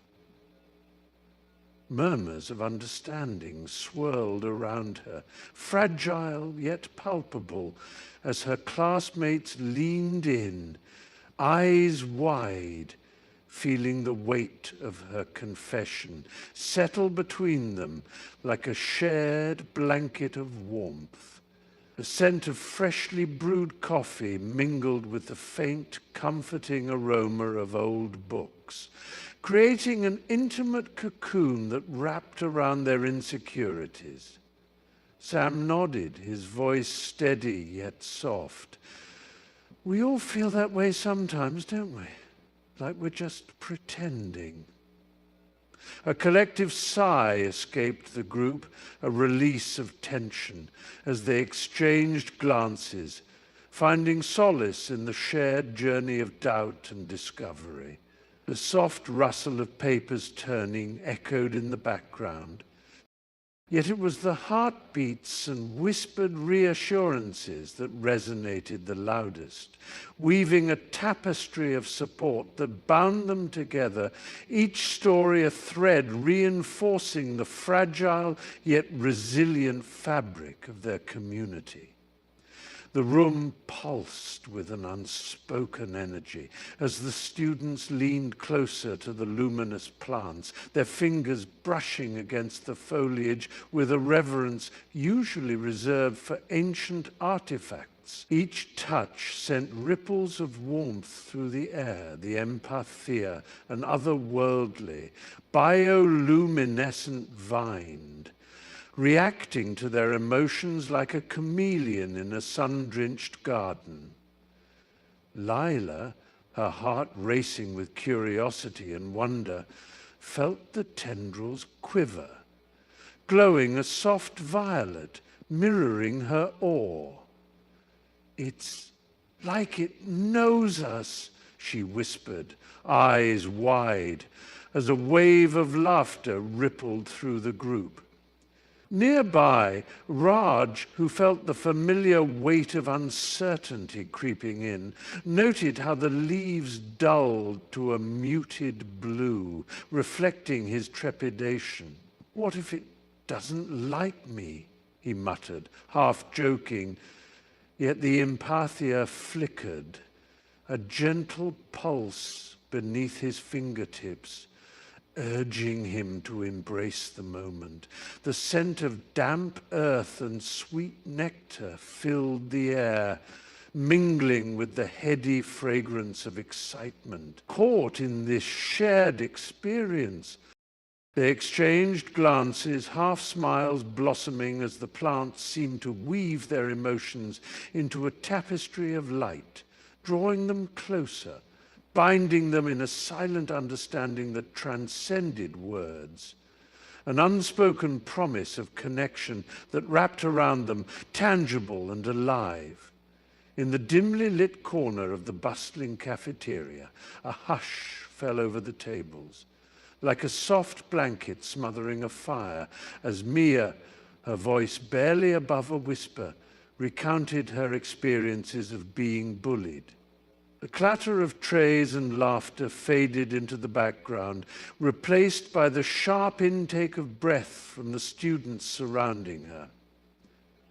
She fiddled with the frayed hem of her sweater, her fingers trembling as she described the relentless taunts, how they'd echoed in her mind long after the words had left their lips. It felt like a shadow that never left me, she said, her eyes glistening with unshed tears. A soft murmur of understanding rippled through the group. And Sam, a tall boy with tousled hair, leaned forward, his brow furrowed. "I've seen it happen," he said, his voice steady but tinged with regret. "And I wish I'd said something." The air thickened with empathy, a palpable warmth that began to fill the void of isolation as others shared their own stories of hurt, weaving a tapestry of shared experiences. Laughter faded, replaced by nods and understanding glances as the students collectively stepped into Mia's shoes, feeling the weight of her burden lighten just a little in that moment of connection. The classroom buzzed softly, a mixture of anticipation and anxiety hanging in the air like the delicate scent of blooming lavender from the pot in the corner. Ilara, with her warm, inviting smile, swept her gaze across the faces of her students, their eyes glistening with unvoiced thoughts, each one a tiny storm waiting to break. "It's okay to feel nervous, you know," she said gently, her voice like a soothing balm, as she tucked a stray lock of hair behind her ear. "Who wants to share what's on their mind?" A hesitant hand rose, fingers trembling, and Ilara nodded encouragingly, a silent invitation. "I feel like I never get it right," the girl whispered, her voice barely reaching the rows of desks, yet it echoed with the weight of countless worries. Ilara stepped closer, the soft rustle of her flowy dress barely audible, and knelt beside her, the warmth of her presence wrapping around the girl like a comforting shawl. "You're not alone in this, I promise," she said, her eyes glimmering with understanding. The room seemed to breathe, tension easing as others began to share quietly, their words weaving a tapestry of vulnerability, trust, and connection. Ilara guiding them through their worries, nurturing their courage like a gardener tending to fragile seedlings under the sun. The sun hung low in the sky, casting a warm golden hue over the courtyard as laughter echoed off the aged brick walls. Elle stood amidst a cluster of younger students, their eyes shining with a blend of admiration and gratitude. Tiny hands clutching brightly colored notebooks filled with sketches and notes. "Thank you for helping me with the math problem, Elle. I really didn't get it before," piped up Mia, her voice bubbling with excitement, a few strands of hair flopping into her eyes as she bounced on her toes.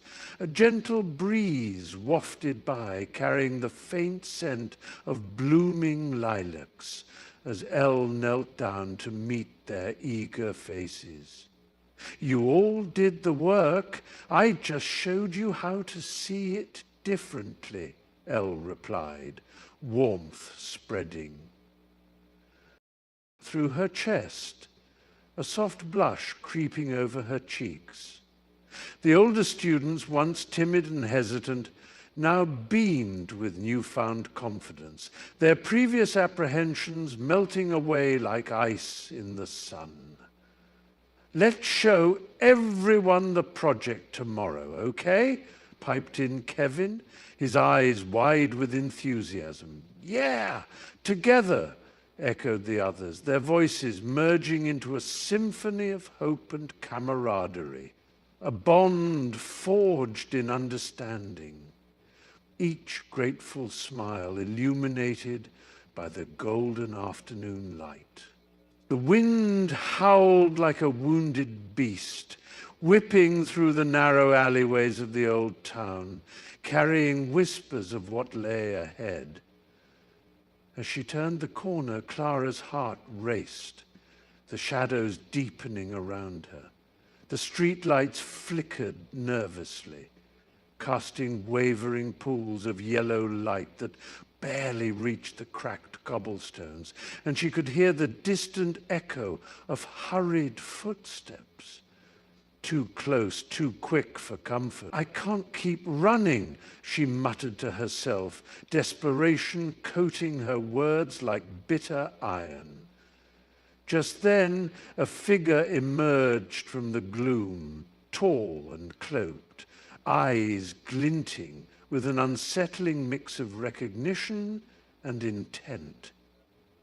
"Thought you could escape so easily?" The voice slithered through the air, sharp and taunting. Clara's. Breath caught in her throat, a knot of fear tightening her chest. She could feel her pulse pounding in her ears like a war drum. The figure stepped closer, a smirk ghosting across their lips. "You've stirred up a hornet's nest, and they all want a taste." She backed against the cool stone wall, her fingers brushing the hidden dagger she had tucked away for emergencies, steeling herself. "I won't let you take anything from me," she shot back, defiance igniting a flicker of courage within her. The alley felt alive, charged with an electric tension as the world around her seemed to hold its breath, waiting for the storm to unleash. The wind howled through the narrow alley, a symphony of anguish as Ilara pressed her back against the cold stone wall, her heart thudding in her ears. Shadows danced beneath the flickering street lamp, long and sinister, and the sharp tang of rain-soaked earth filled her nostrils. She could hear them now, the soft scuff of boots on damp pavement, two figures advancing steadily toward her, their voices low, conspiratorial. "She has to be here somewhere," one whispered, a note of frustration edging his tone. The map was clear. Ilara clenched her fists, the parchment crumpling in her palm, the treasure it promised, both a beacon of hope and a harbinger of doom. She had thought of the riches, of freeing her brother from the clutches of the cruel magistrate, and yet now the weight of her choices bore down on her like a leaden cloak. "I can't let them find me," she murmured, almost pleading with the shadows themselves. Her breath visible in the chill air. The alley was her sanctuary, but it was also a trap. And as the figures came into view, faces masked, eyes glinting with hunger, they were not just searching for treasure, they were searching for her. She had to move, had to decide, but the stakes were higher than just gold now. It was her very life they were after. The air thickened with the scent of burning wood and the acrid tang of smoke as Lila dragged her feet toward the edge of the forest, the moonlight catching the glint of something metallic half buried in the underbrush. Heart racing, she knelt, brushing aside damp leaves, her fingers trembling as they revealed a tarnished locket, its once gleaming surface dulled by time. The detail is comforting, but priced surely thousands of times before. Clasp, stubbornly resisting her attempts, finally clicked open, revealing an old photograph. A woman with kind eyes and a fierce smile. "Mum?" she whispered, the word barely escaping her lips before the sound of rustling leaves pierced the quiet. A reminder she wasn't alone. Shadows shifted ominously, and from behind a twisted oak, a figure emerged, frame tall and menacing. "You shouldn't be here, Lila," a familiar voice warned, laced with anguish. It was Daniel, her childhood friend. But the haunted look in his eyes sent a shiver down her spine. "They're closer than you think." Gritting her teeth, she held up the locket, its weight suddenly heavy in her palm. "What do you know?"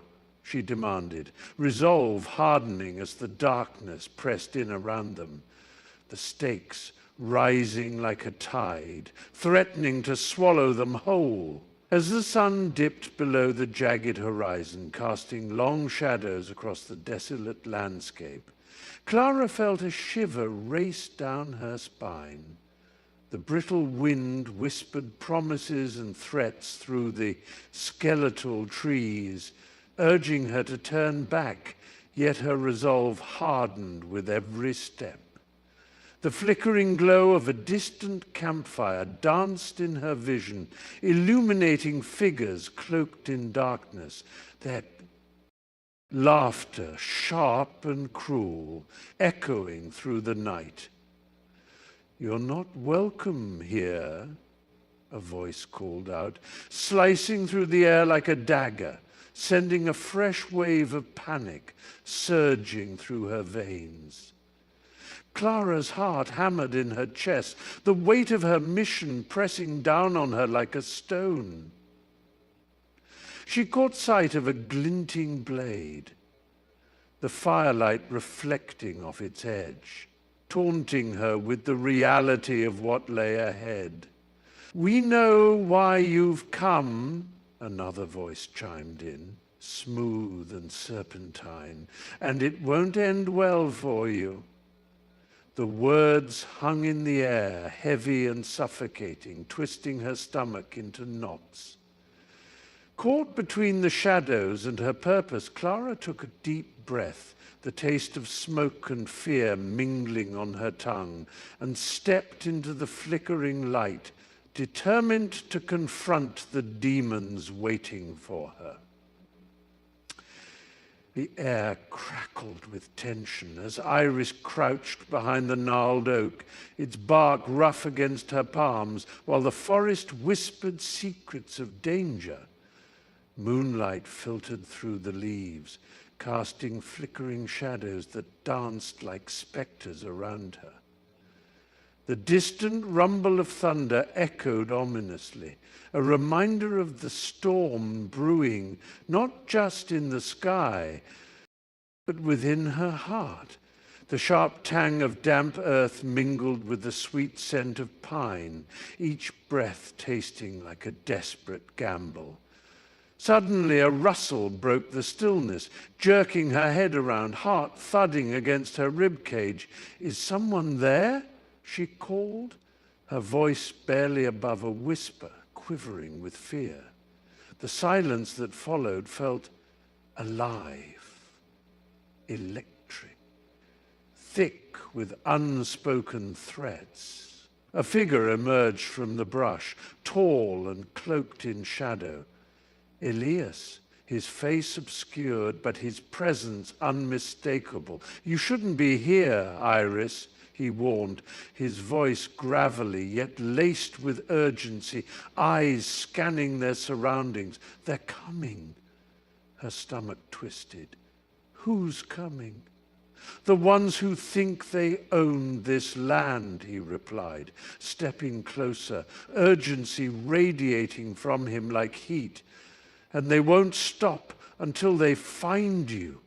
The weight of his words hung in the air, taut as the lightning that split the sky above, illuminating the path of their impending peril.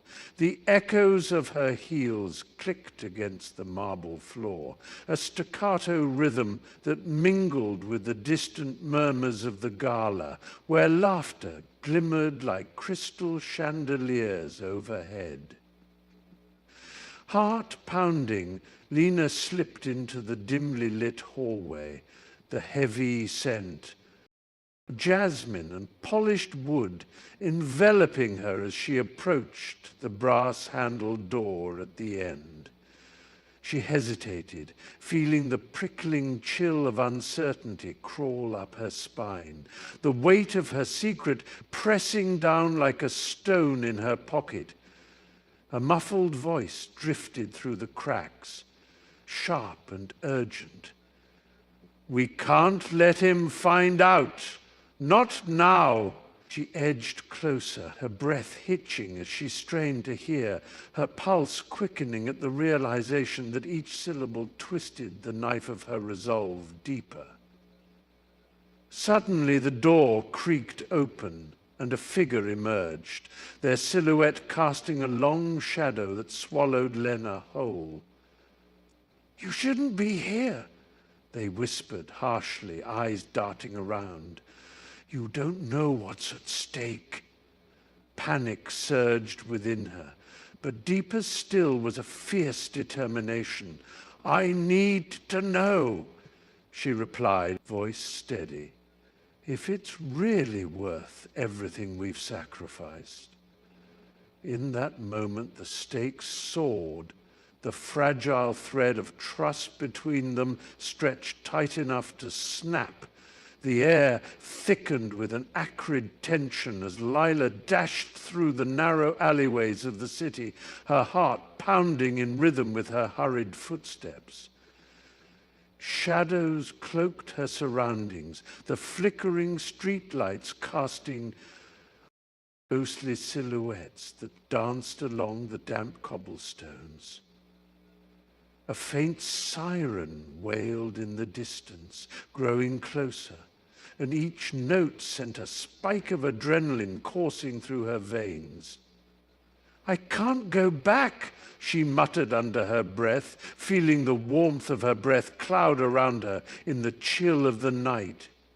Just ahead, a door creaked open, revealing Sam, his eyes wide with panic, the faint glow of a single flickering bulb illuminating his disheveled face.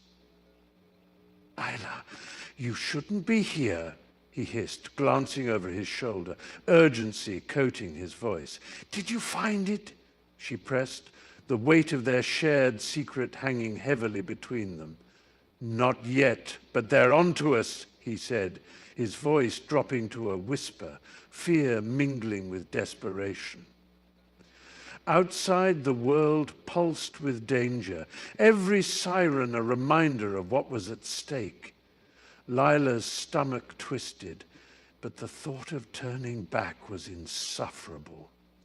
"We have to move, now," she replied, determination igniting within her, every instinct screaming that their fragile window of safety was about to shatter.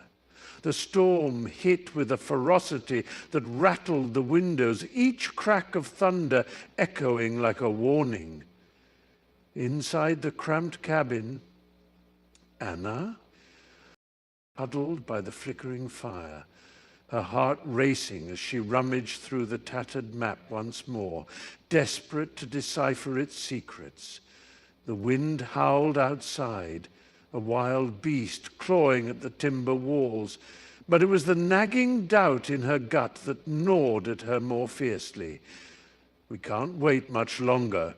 Caleb's voice broke through her spiraling thoughts, urgency laced in every syllable. "If we don't leave now, we'll lose our chance." She glanced at him, his face shadowed in the dim light, eyes reflecting a tumult of fear and determination. "You don't get it. The treasure, it's not just gold. It's our only hope." Anna's voice trembled, reality crashing over her like the rain pelting the roof.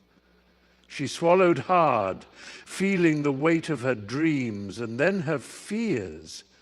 The map hinted at something so much larger, a destiny intertwined with her family's legacy. Yet the storm outside mirrored the tempest brewing between them. "And what if it's a trap?" he countered, disbelief etched into his features. "We could end up losing everything."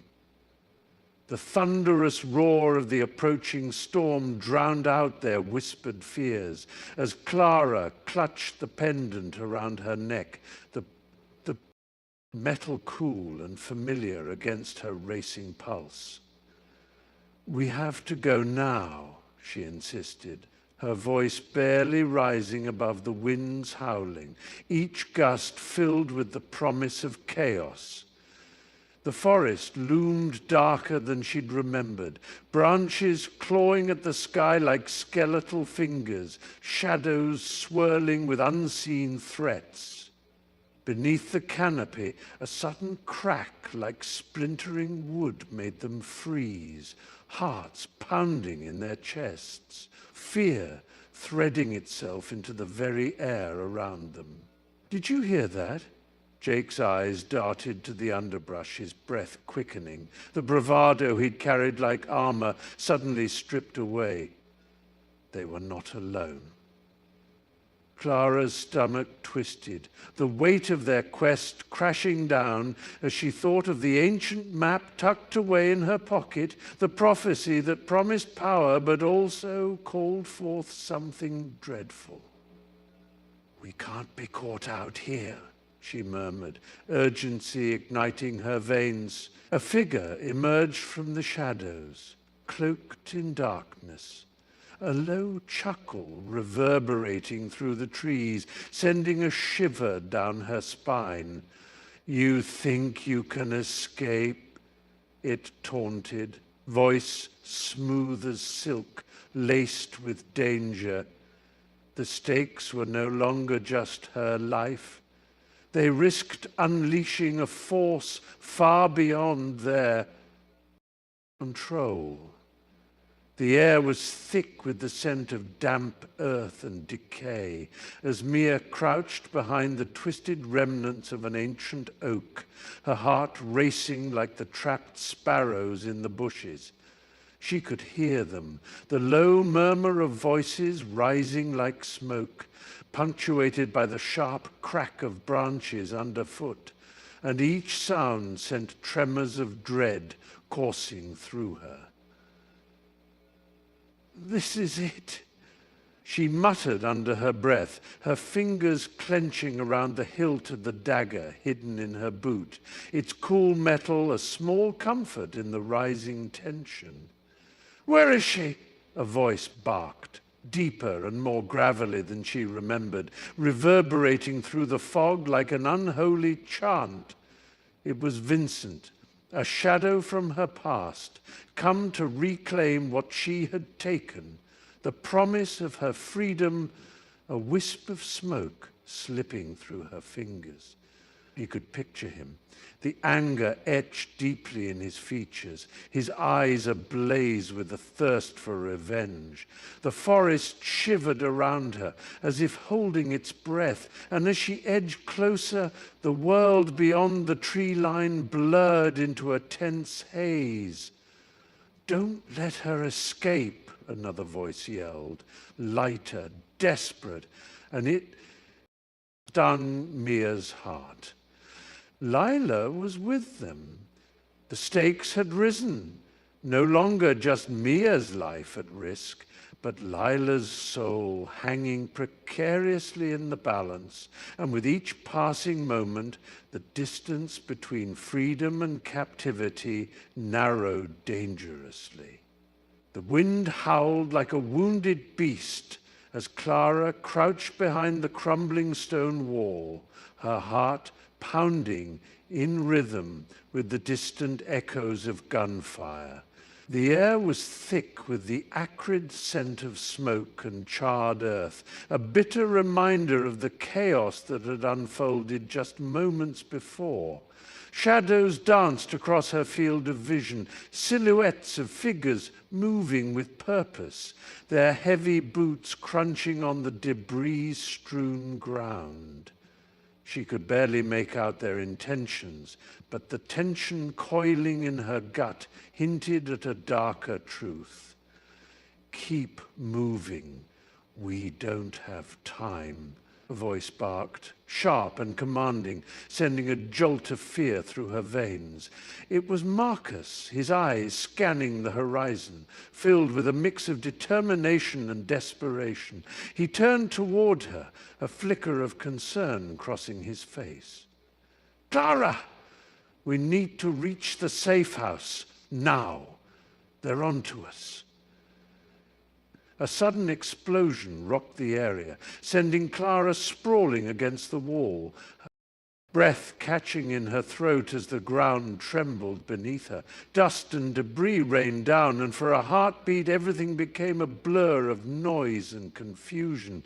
The weight of their mission pressed down on her, the stakes higher than ever. Failure was no longer an option, not when the lives of those she loved hung precariously in the balance.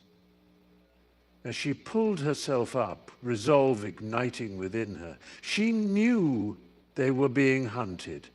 But she also knew she would fight tooth and nail for survival. The air crackled with tension as Eleanor stood at the edge of the forest, the shadows of ancient trees looming like guardians of a forgotten realm. A chill whispered through the leaves, rustling with secrets that sent shivers down her spine. She could feel the weight of her decision pressing against her chest, every heartbeat a reminder of the choice she had yet to make. "We have to go deeper," Marcus urged, his voice a low murmur that barely pierced the oppressive silence. "You know he won't stop until he finds us." Eleanor's fingers brushed the hilt of the dagger at her side, its cool surface grounding her in the reality of their peril. The wind shifted, carrying the distant echoes of laughter, soft and mocking, a sound that sent a jolt of dread through her. "What if we're walking right into a trap?" she replied, her voice barely above a whisper, laced with uncertainty. "Or a way out," Marcus countered, his gaze fixed intently on the dim path ahead, where shadows pooled like ink. She could hear the thud of her heart in her ears, the choice looming larger than the darkness around them, as if it threatened to swallow them whole. With a determined breath, she stepped forward, the scent of damp earth and wildflowers filling her lungs, each step deeper into the unknown, the stakes rising alongside her resolve. The soft crunch of leaves underfoot punctuated the heavy silence as Ilara trudged deeper into the forest, her heart pounding with each hesitant step. Shadows danced around her, pooling in the underbrush, and the air grew thick with the scent of damp earth and decay. A rustling from the thicket made her freeze, breath hitching in her throat, and just as she steadied herself, a figure emerged. Thorn, his face pale and eyes wild. Ilara, you shouldn't be here, he whispered urgently, the tremor in his voice unmistakable. What do you mean? We can't give up now, she insisted, her voice steady, though she felt the fraying edges of fear tugging at her resolve. Behind him a low growl rumbled, echoing through the twilight, and Ilara's pulse quickened, the stakes suddenly clearer. A massive beast, its eyes glowing like embers, loomed in the dim light, poised to pounce. Ilara, run, Thorn shouted, desperation lacing his words, but she stood her ground, heart racing not just from fear, but from the weight of their mission. The creature breached the foliage, its breath hot and fetid, and in that moment, Ilara knew they were not just fighting for survival. They were fighting for everything they had ever lost. The wind howled through the jagged peaks, carrying the scent of impending snow as Clara clutched the fraying map in her hand, the ink smudged and nearly illegible. "We're running out of time, Sam," she said, her voice barely rising above the gusts, eyes darting to the shadowy crevices that loomed like watchful giants. Sam hesitated, the weight of his pack pulling him back, fingers curling tightly around the compass, its needle spinning wildly. "If we don't find the cave before nightfall, we'll freeze out here," he replied, his breath visible in the frigid air, tinged with panic. The distant rumble of thunder echoed ominously, a reminder that the storm was not merely a possibility, but an approaching certainty. Clara could feel the ache in her bones, each gust of wind biting deeper. And yet, the glimmer of hope fueled her pace. "Look," she pointed, a flicker of relief igniting within her. Just ahead, the mountain's ridge dipped, an unnatural darkness pooling against the snow. That has to be it. But as they drew closer, a low growl reverberated from within the shadows, a sound that sent ice coursing through her veins. "Did you hear that?" Sam whispered, fear tightening his throat. Clara nodded, heart thundering, as the darkness shifted and two glowing eyes emerged, hungry and searching. The stench of smoke hung thick in the air. As Lena rounded the corner, her heart hammering against her ribs, each beat a frantic reminder of the peril lurking just beyond the flickering shadows.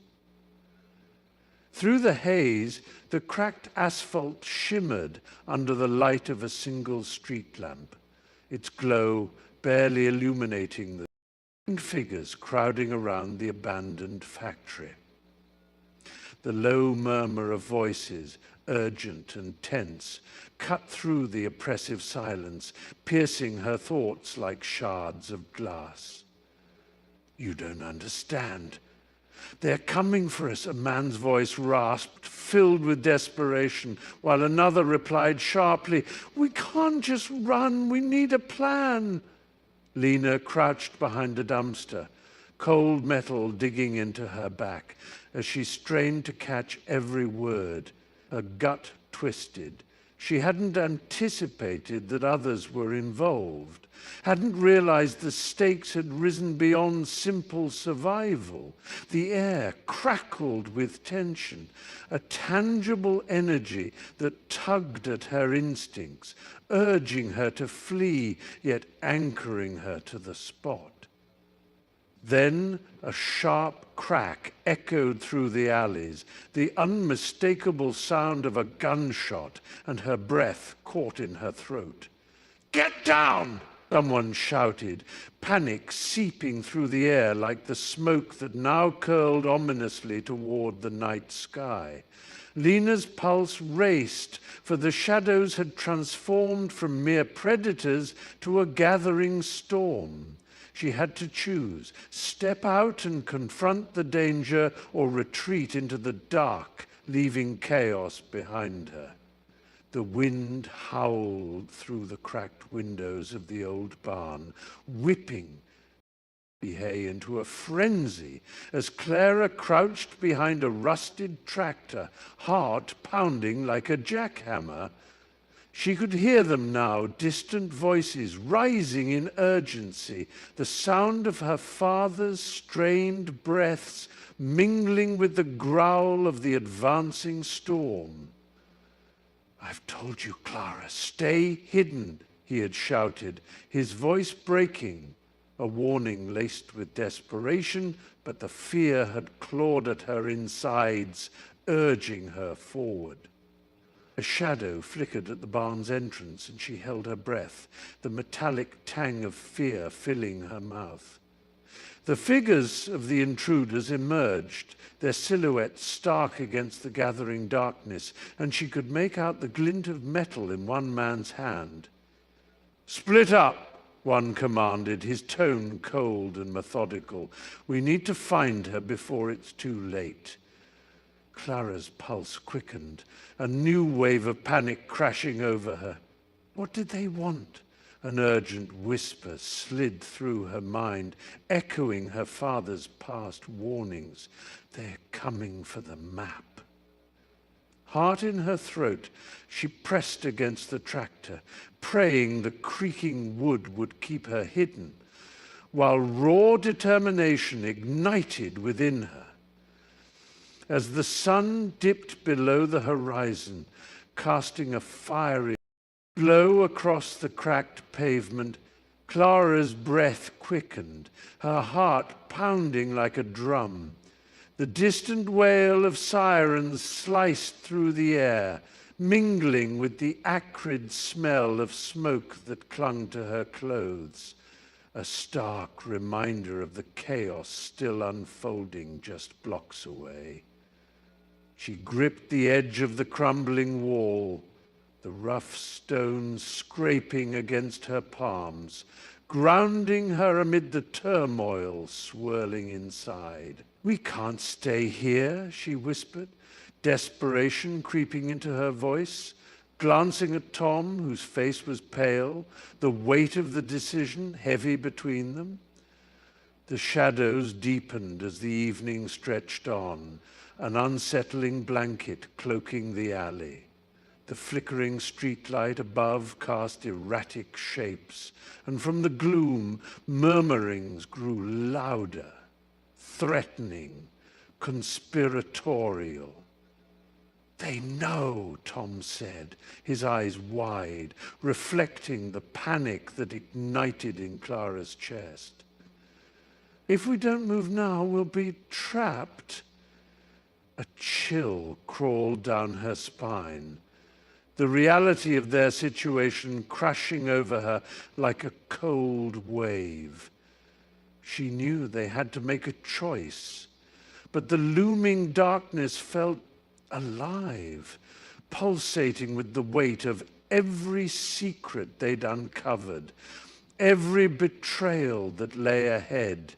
The air was thick with the acrid scent of smoke as flames licked hungrily at the edge of the forest, crackling like a sinister chorus. And amidst the chaos, Ilara's heart thudded in her chest, a wild drumbeat of fear and urgency. She crouched behind a gnarled oak, its bark rough against her back, the heat radiating from the fire licking at her skin. An ever-present reminder that time was slipping through her fingers like the ashes swirling in the wind. "We have to move now," shouted Jax, his voice strained, eyes wide with a frantic resolve that only deepened her dread. She could see the shadows of the town in the distance, flickering like lost souls, and the distant wail of sirens added to the dissonance. A siren song of hope and despair intertwined. "Not without him," Ilara gasped, the weight of her brother's absence a crushing boulder in her chest. She could picture him, alone and terrified in their burning home, the cries of their childhood echoing in her mind, drowning out the roar of the flames. Each second stretched into eternity, the promise of safety feeling like a fragile dream, and she clenched her fists, determination setting her jaw. "I won't leave him. He needs us."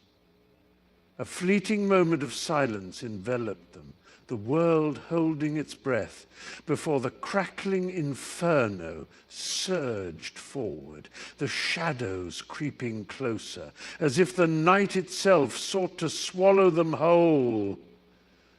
The wind howled through the cracked windows, carrying with it the scent of rain-soaked earth and something more sinister, something metallic, something that tasted like fear. Anna stood in the dimly lit workshop, her hands trembling as she clutched the handmade pendant, its cool surface gleaming ominously under the flickering fluorescent light.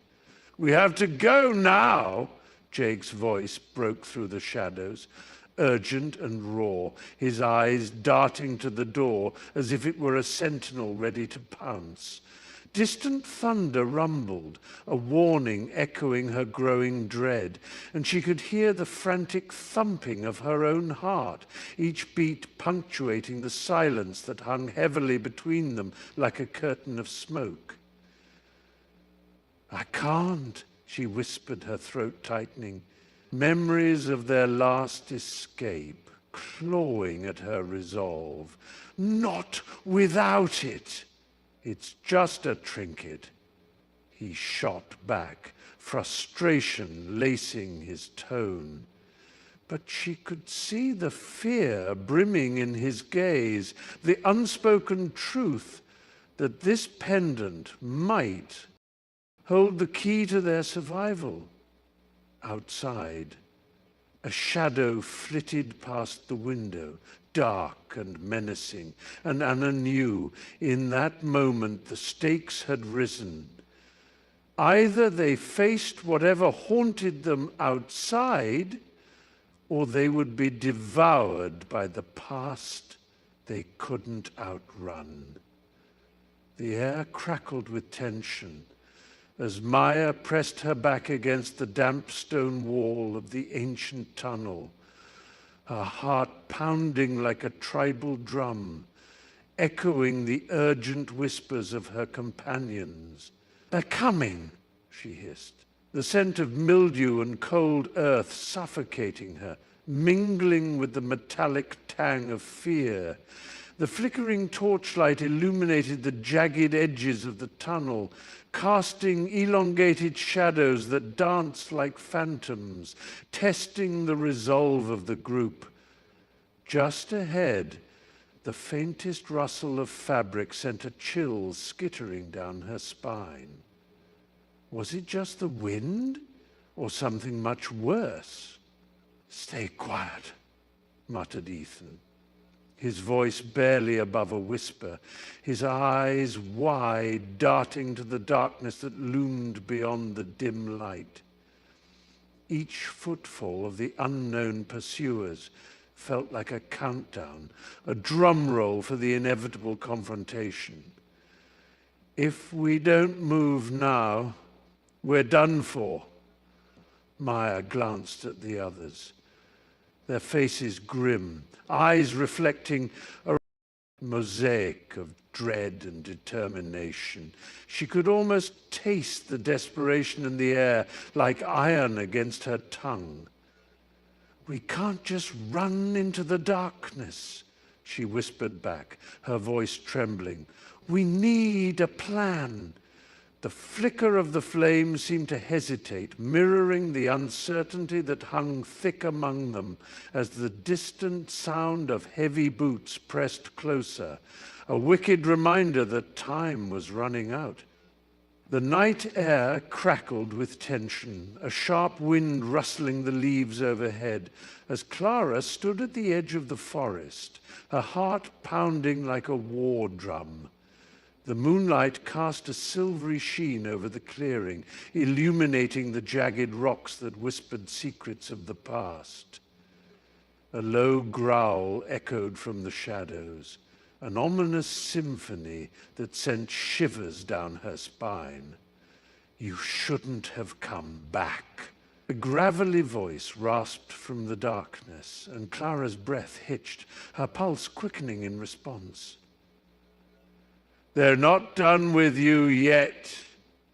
The scent of damp earth and pine needles filled her lungs, grounding her as she took a tentative step forward, her resolve hardening. "Maybe I'm not done with them," she shot back, her voice steadier than she felt, the uncertainty weaving through her like a thin thread. From the underbrush emerged a figure, cloaked in the oppressive gloom, their eyes glinting with an unsettling mixture of fear and urgency. "They're gathering, Clara, and this time it's not just your life at stake, it's everything." The weight of their words settled heavily on her shoulders, twisting her stomach in knots as she clenched her fists, the familiar spark of defiance igniting within her. "Then let's finish this," she murmured fiercely, the forest around her breathing with the promise of the battle to come.